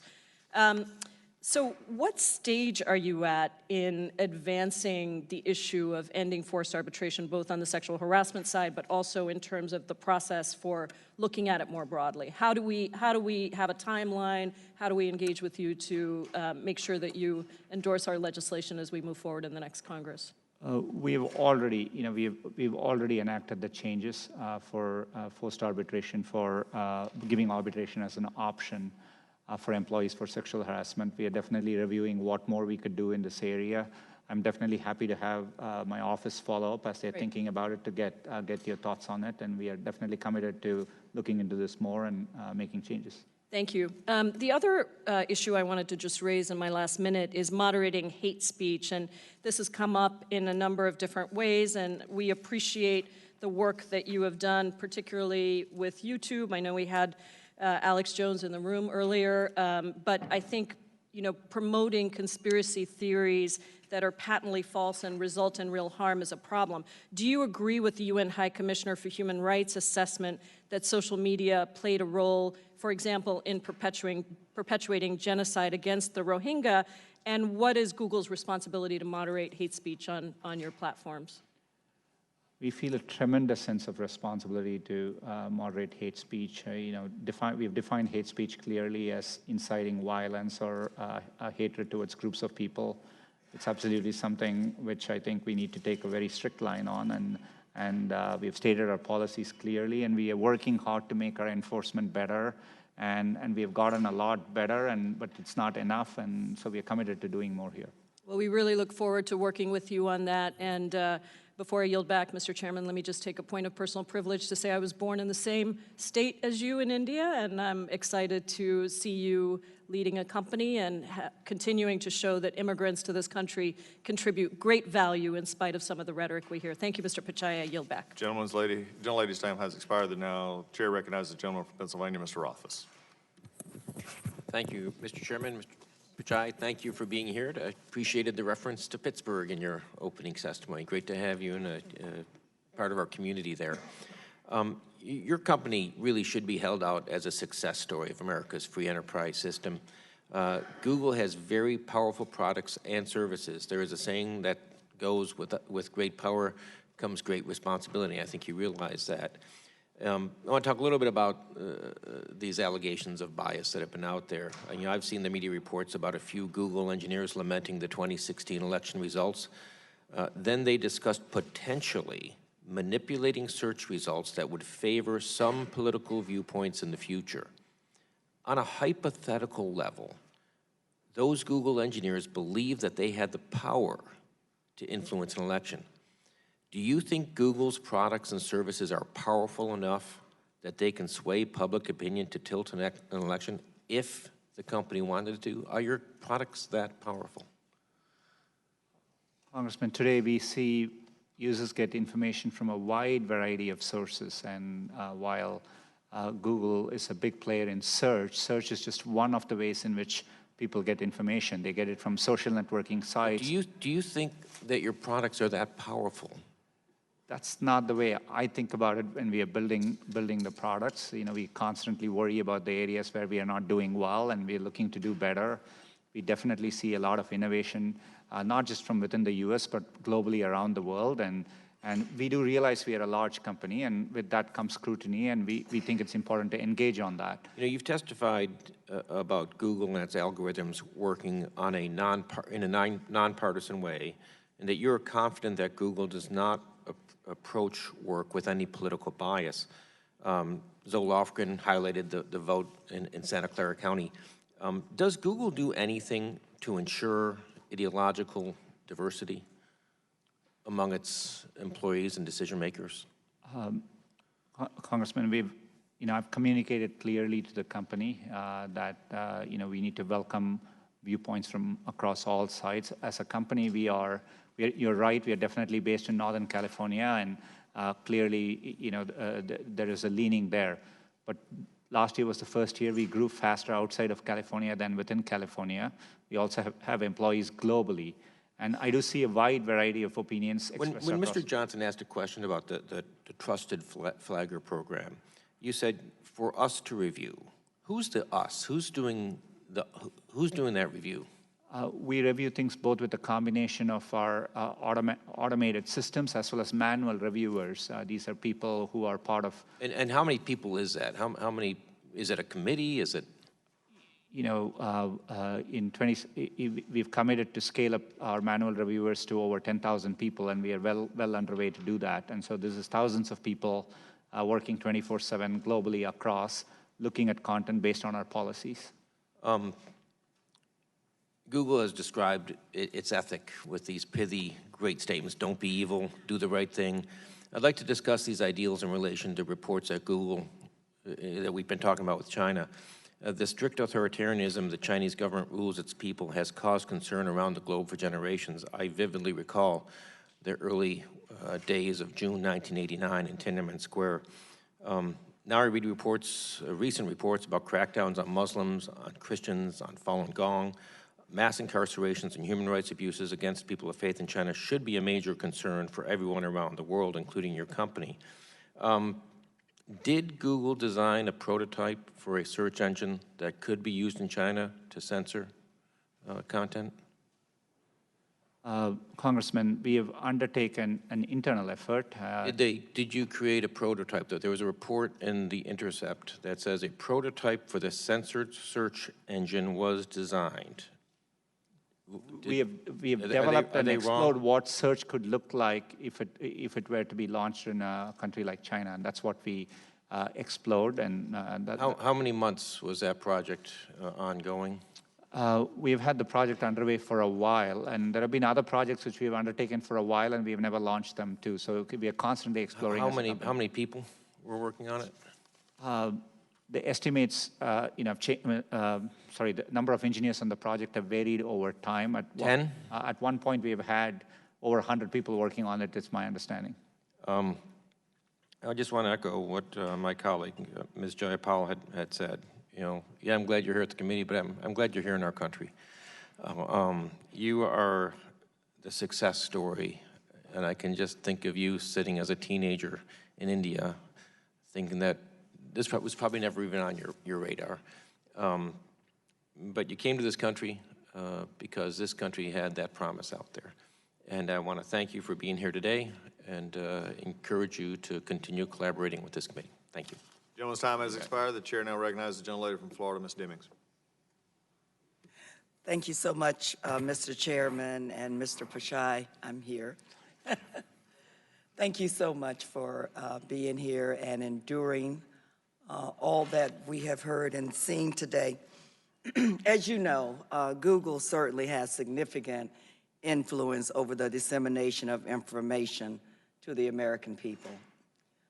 You have the ability to mold and shape how we think, the decisions we make, what we buy. But let me just remind you and others that America, with all of its greatness, has enough problems. And we have to make sure that the gift of Google is used, the service that you provide is a responsible one. In your own statement, you said that the American people have the ability to use technology to improve their lives. So that tells me Google helps to solve problems, not create problems. My concern specifically centers around the protection of the consumers, because Google certainly would not be anything without the consumer. So the protection of the data, their information, the level of service that you provide. And I know we've talked a lot today about data collection and how it's used, and if the settings are in place, then it's not collected. So let me just understand, really starting with the chairman's questions, which I thought was a good opening for us.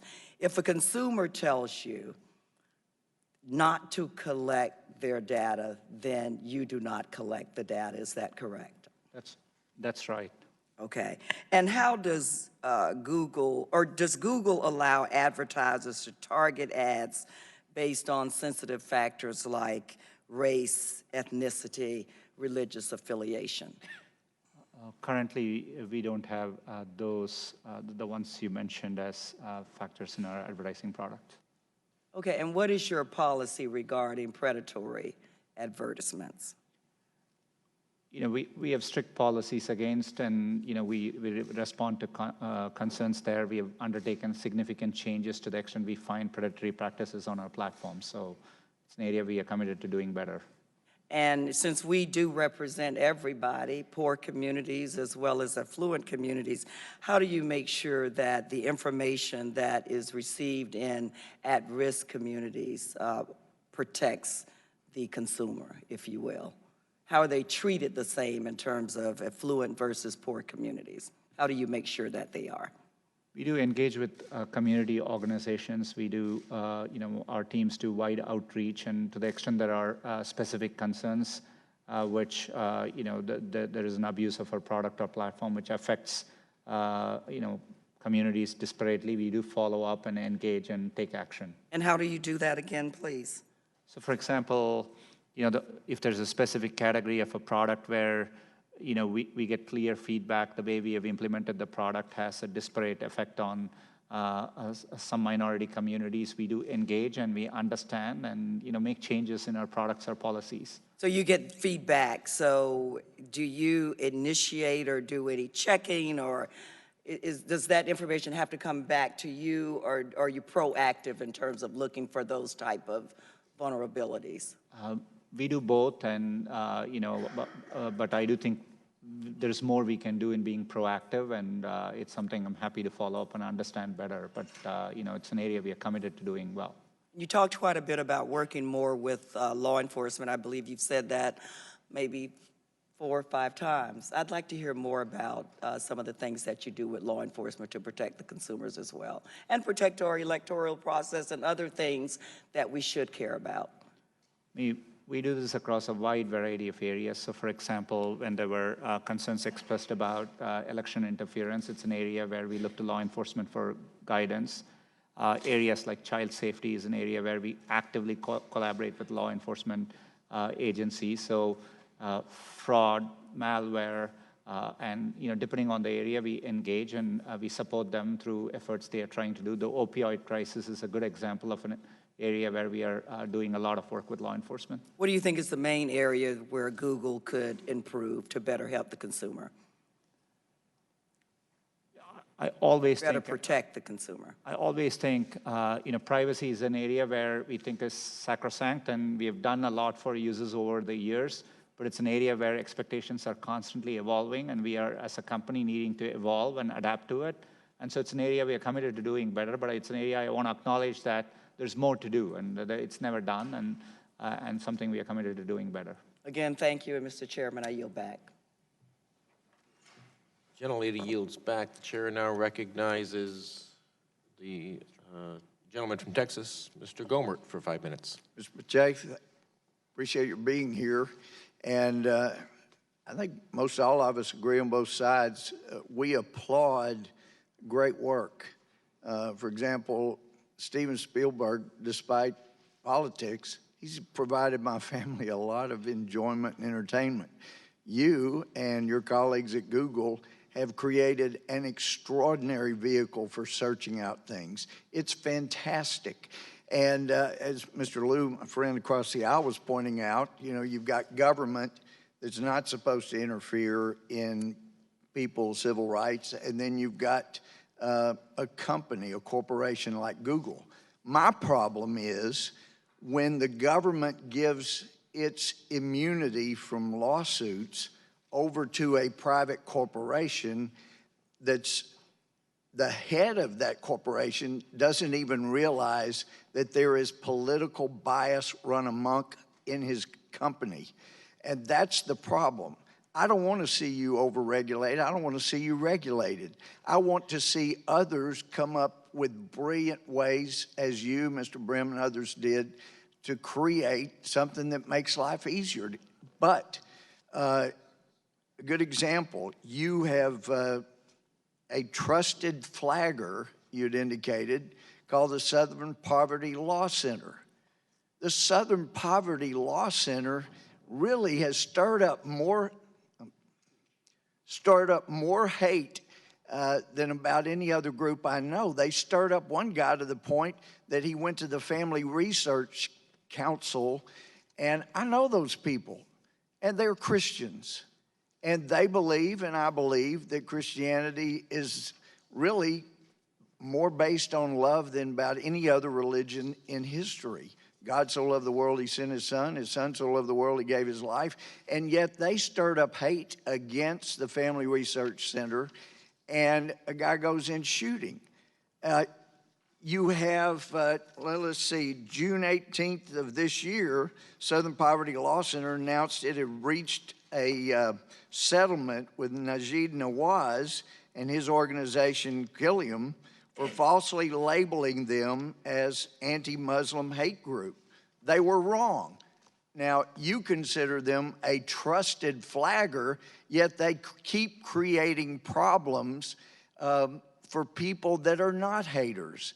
And in fact, they had to, excuse me. They had to pay out $3.375 million. My problem is when you put your moniker on them, a trusted flagger, why aren't you paying $3.375 to Mr. Majid Nawaz? That's my problem. You trust people that have stirred up a lot of hate. And another good example, and you're so surrounded by liberality that hates conservatism, hates people that really love our Constitution and the freedoms it's afforded people like you, that you don't even recognize it. It's like a blind man not even knowing what light looks like because you're surrounded by darkness. But if you look, let's see, a good example, after President Trump won, your co-founder, Mr. Brin, said, quote, most people here are pretty upset and pretty sad. Now, a lot of us have seen the video. We saw how upset the top people at Google were. And for you to come in here and say there is no political bias in Google tells us you either are being dishonest, I don't want to think that, or you don't have a clue how politically biased Google is. Now, another example is Wikipedia. We do a search, and what comes up as right there is the knowledge panel on the right, and we hopefully will have a screenshot of that. We get Wikipedia. My chief of staff went on, she told me, every night for 2 weeks and put proper, honest information in with proper annotations, and Wikipedia's liberal editors around the world would knock it out every day and instead put up a bunch of garbage like Mark Levin has now been facing. Yet to you, they get a trusted spot. And when Wikipedia slanders or libels someone and you're the one that has trusted them above any other entity, you ought to be liable. You ought to be liable when the SPLC is liable. You ought to be liable when Wikipedia demeans and uses their political bias. And I hope and encourage you to look around and notice you run off conservatives, you embrace liberals, and it's time Google was actually not immune so that people can hold you accountable and get a little better objectivity. I see my time's run out. I yield back.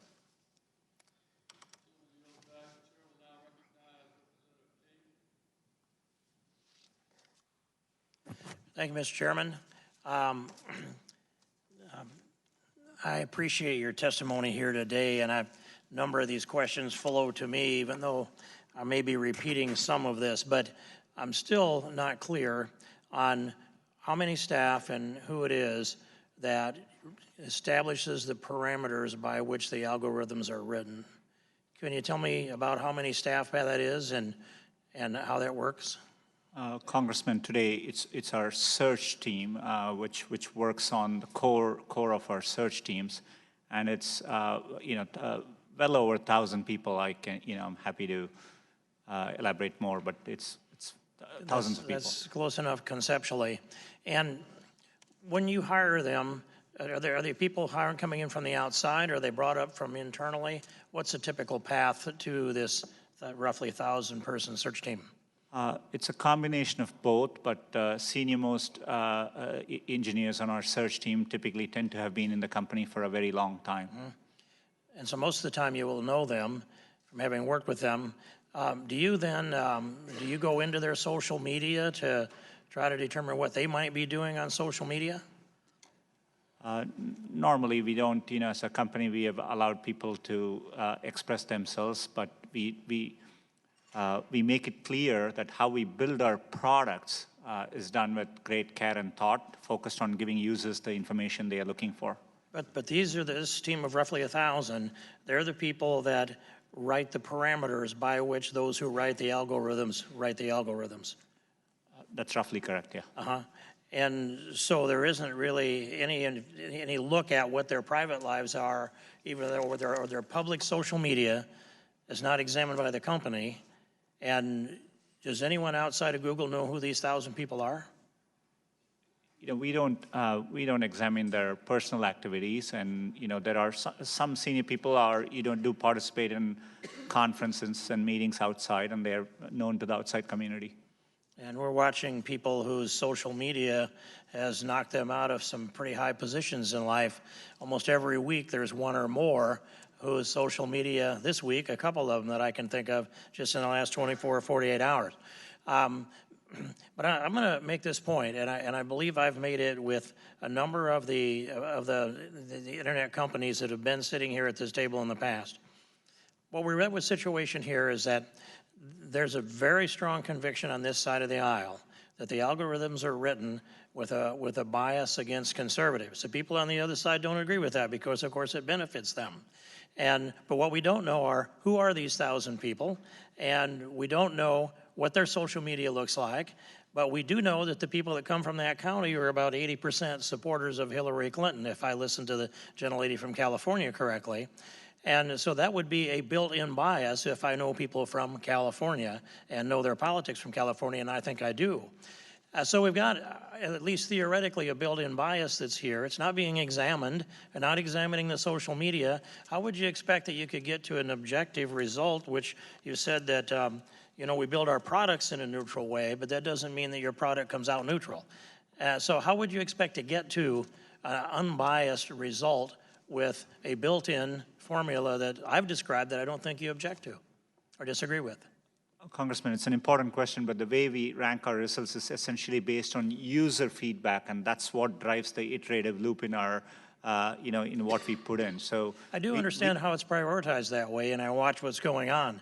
But I made this point that if we don't know who the 1,000 are, and we can't look at their social media, and we can't see the algorithms to understand the results of the work they're doing behind closed doors, and yet the public believes that it's an open forum where there's a balanced exchange of open access for information. And of course, it's not.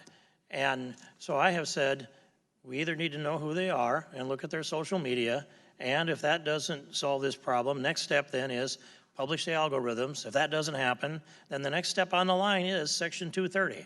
The amendments to Section 230. And the step on the line beyond that is a Teddy Roosevelt step. Now, I'm looking with Mr. Gohmert. I don't want to regulate anything, but neither do I want to see a society that's so polarized and so divided and so loaded that the will of the American people can't be expressed in the ballot box. That looks like either where we are or the direction we're going. And I would just finish it with this. I have a 7-year-old granddaughter who picked up her phone before the election, and she's playing a little game, kind of game a kid would play, and up on there pops a picture of her grandfather. And I'm not going to say into the record what kind of language was used around that picture of her grandfather, but I'd ask you, how does that show up on a 7-year-old's iPhone who's playing a kid's game? Congressman, iPhone is made by a different company, and so, It might have been an Android. It was a hand-me-down of some kind. I'd ask. I'm happy to follow up and understand the specifics. There may be an application which was being used, which had a notification, but I'm happy to understand it better and clarify it for you. Okay. Thank you for your testimony, and yield back the balance of my time. Appreciate it.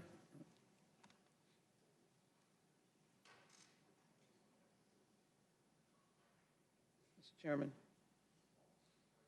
What purpose does the gentleman from Texas seek recognition? To place 3 questions on the record, Mr. Chairman. We've already indicated we'll take all questions submitted in writing and ask him to answer them. And I'd appreciate it if I can share these 3. All right. Gentlewoman, without objection, I thank you for your courtesies. I thank you. you for the courtesy of the gentlelady from Alabama. I think it's her time next. There have been several points made, and obviously algorithm has been mentioned over and over again. 3 questions. One, the explaining how algorithm may play into someone's impression that conservative is over liberal. I think you're very clear on that it's not the case.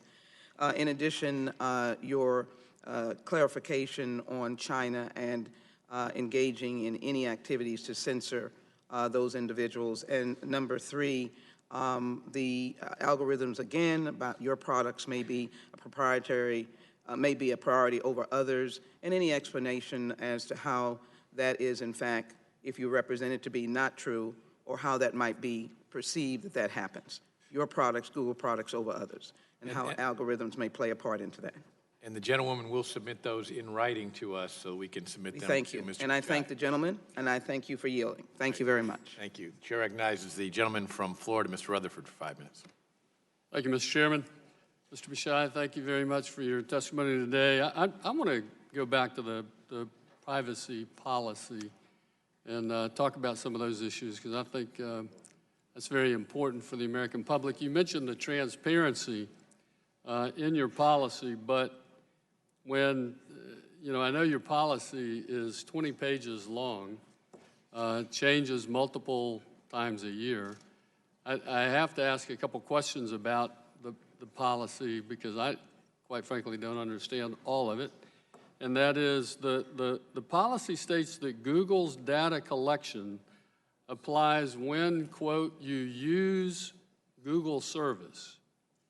And so most consumers would think that means Google search or Google Maps. My question is, does the policy apply when a consumer contacts a double-click cookie? Are they then under that policy or not? Today, our product there is called Google Ad Manager, and in general, when users interact with our services, we need their consent, and by law, we need to apply our privacy policy so that we can offer them the full protections we can and fulfill our obligations. And so as part of that, I think if you're interacting with our ad services, we do get your consent for your privacy policy. So that's written in the policy, and they have, okay. And then secondly, if a consumer does not have a Google account, but they land on a web page that has Google adware again, is that consumer using a Google service under the privacy policy? My understanding would be yes, if they're interacting, if they may be both subject to the privacy policy of the publisher or the application they are using, as well as the ad platforms that work on that product. Okay, and then third and finally, your privacy policy says you collect voice and audio information when you use audio features. However, does this mean Google Assistant is recording our voices in conversations? How about when just using Google Voice? Is that actually being recorded? Today, if you invoke Google Voice by either using the microphone or you say, OK, Google, and issue a command, we treat it like a search query and record that activity. But we have a separate setting in which, as a user, you can choose whether you want these stored or not. And so we give users the choice and the option. See, when it gets to transparency, I think when you realize you have these active, where I'm clicking and giving that information and agreeing to it, I think people understand that information is going out and they're giving that permission. But it's these passive collection points, like Android and Chrome, where they're picking up that information and the user, I'm not sure the user actually knows that. And so, one of my questions is we're agreeing to a privacy policy, but we don't really know what information we're giving up because there are other groups that you are contracting with, Android and Chrome, who are collecting passive information. How do you address that, and how do you make that transparent for the consumer? Congressman, we realize privacy policy alone is not enough. This is why we prompt and give privacy checkups. Right, right. So let me stop you there and ask you then, because is it possible for Google to send me a printout of all the information that they have collected on me within the last month, and where I've been, where I've clicked, is all that information? You have all that information. It could be provided to me, right? We do make it available to you very easily. You know, we are concerned about the security of the data, so we don't, you know, casually get it out. But right. So I would ask if because I'm running out of time, but instead of me as a consumer or anyone as a consumer giving you the privacy right up front, why don't you be more honest with me? Tell me exactly what information has been collected, what information you want to share, and then allow me to decide how much of that information I would like to share as a consumer. Congressman, I agree with that sentiment. In fact, what we precisely do is actually we are very transparent, and like we make it very easy. You go to your account settings, we clearly tell the categories, and you can click and see the information we have. You can turn it on or off, but we want to do better. And you know. But there are areas where information is being collected, even if I have the particular sites turned off, there's still information being collected through some of these other passive systems that you've contracted with. Correct? We are pretty explicit about data which we collect, and we give protections for you to turn them on or off. And even when you use a product like Chrome or Gmail, you know, or Google Home, we are very clear about the data we collect, and we reflect it back to the user, the data we have on them, and we try to be transparent. I can just say, and my time's out, but I would tell you this, I would much rather be giving permission after I know what information I'm giving up. So thank you very much again, and I appreciate your time. I yield back, Mr. Chairman. Sure, thanks, gentleman. Recognizes the gentlewoman from Alabama, Ms. Roby, for 5 minutes. Thank you, Mr. Chairman. Thank you. I'm just going to build upon what my colleague was just talking about and use a specific example. In June of 2016, Google changed its privacy policy to allow for combining the double-click cookie information with, quote, personal identifiable information. Before this change, the cookies that track people across the web were not melded with other consumer information Google got from searches or Android phone use. And it's my understanding that when Google purchased DoubleClick, representations were made that Google would keep the data separate. The point here is you've heard from many people concerns today about the consumer and what the consumer knows. And I understand there's a personal responsibility as a consumer to do my part to try to understand this. But it's also very complicated stuff. And so I want to point to something positive that Google is doing. In March, you had the Online Safety Roadshow that came through Alabama's 2nd Congressional District to a middle school, Girard Middle School in Dothan.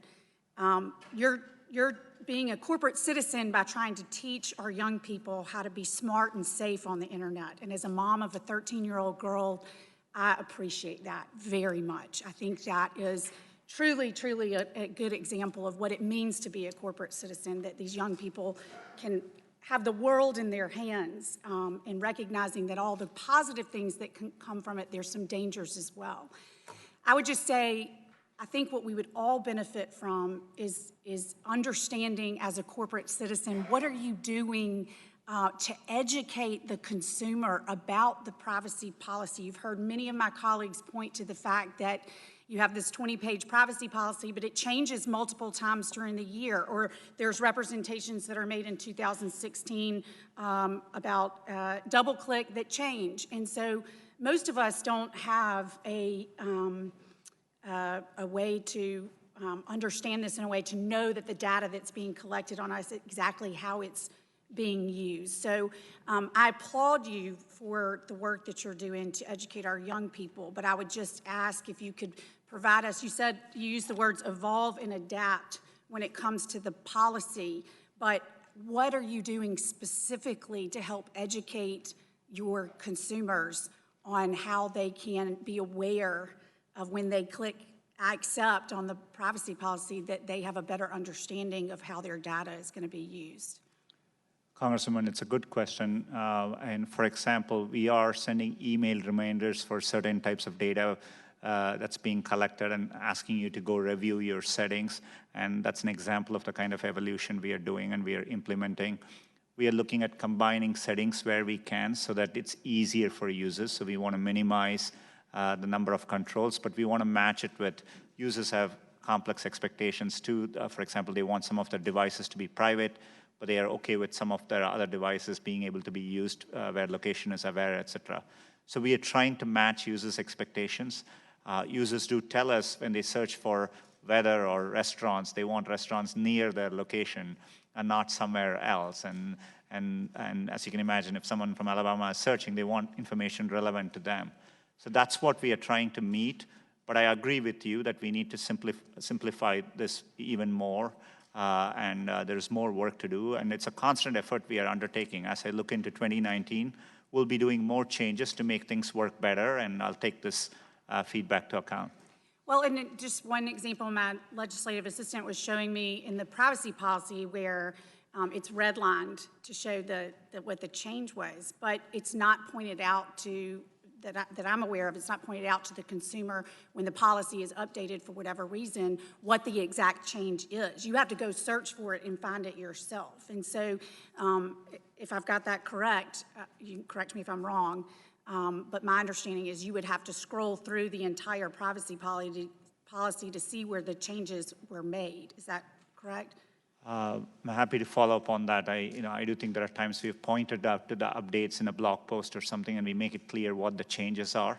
But happy to follow up and get the specifics. I just think the more you could streamline to the consumer how their personal information will be used, is being used, without the consumer having, I mean, again, there's personal responsibility there as well, but I just think you're doing some good things in terms of educating folks about, particularly with the Online Safety Roadshow.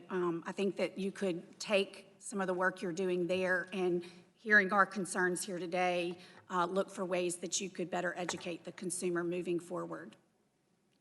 Thank you. I yield back.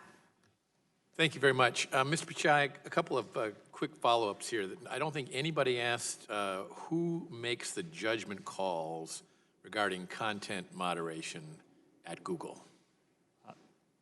Chairman, it depends on the area. So, for example, if it's YouTube, we have,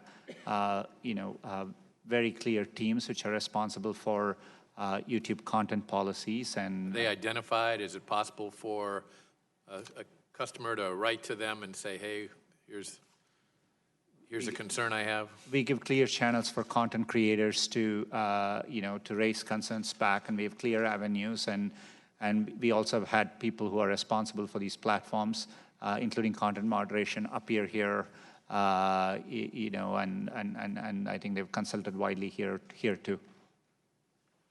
I have a question about preloaded apps. Do you have agreements with the companies that, I mean, Amazon might have an app that they put on your platform. Do you have a data sharing agreement with them? Do they get the information and you get the information that's generated by their app as well? How does that work? We don't have any special agreements with respect to user data as part of preloading any application. So if somebody puts an app on your platform, they do it with your permission, is that correct? Not necessarily, so for example, a device manufacturer can preload applications on Android, and it's up to them and the app developer to do so. Right. If they operate on your operating system, do you get the information as well as the app owner? Of information about what's happening within that application? Right. Unless there may be specific cases where the user has given us diagnostic information, so the answer would depend on the context, but in general, no. I mean, the relationship is between the user and the app developer. If you get an app that gathers information on a specific thing, that's not also coming to Google as well as to the developer of the app? In a general sense, no. All right, and then finally, and this you can write to us a written answer because it's a very lengthy answer, I believe, but I'm interested in knowing, I know you've had a lot of difficulties in Europe of late, and I'm interested in knowing how your policy in Europe differs from your policy in the United States. I'm happy to have it. I think it's a pretty extensive topic. I'm happy to have a follow-up on that area back to your office. Okay, yes, we would appreciate that. We'll give you some written questions that other members have provided. We'll have some more of our own. and we would ask that you respond to those promptly. We definitely will. Thank you. Well, you've gone for about 3.5 hours, and it's about what we predicted, isn't it, yesterday when we talked? So we thank you very much for your participation today. This concludes today's hearing, and without objection, all members will have 5 legislative days to submit written questions for the witness or additional materials for the record. And with that, this hearing is adjourned. Thank you for being here. I'll never forget.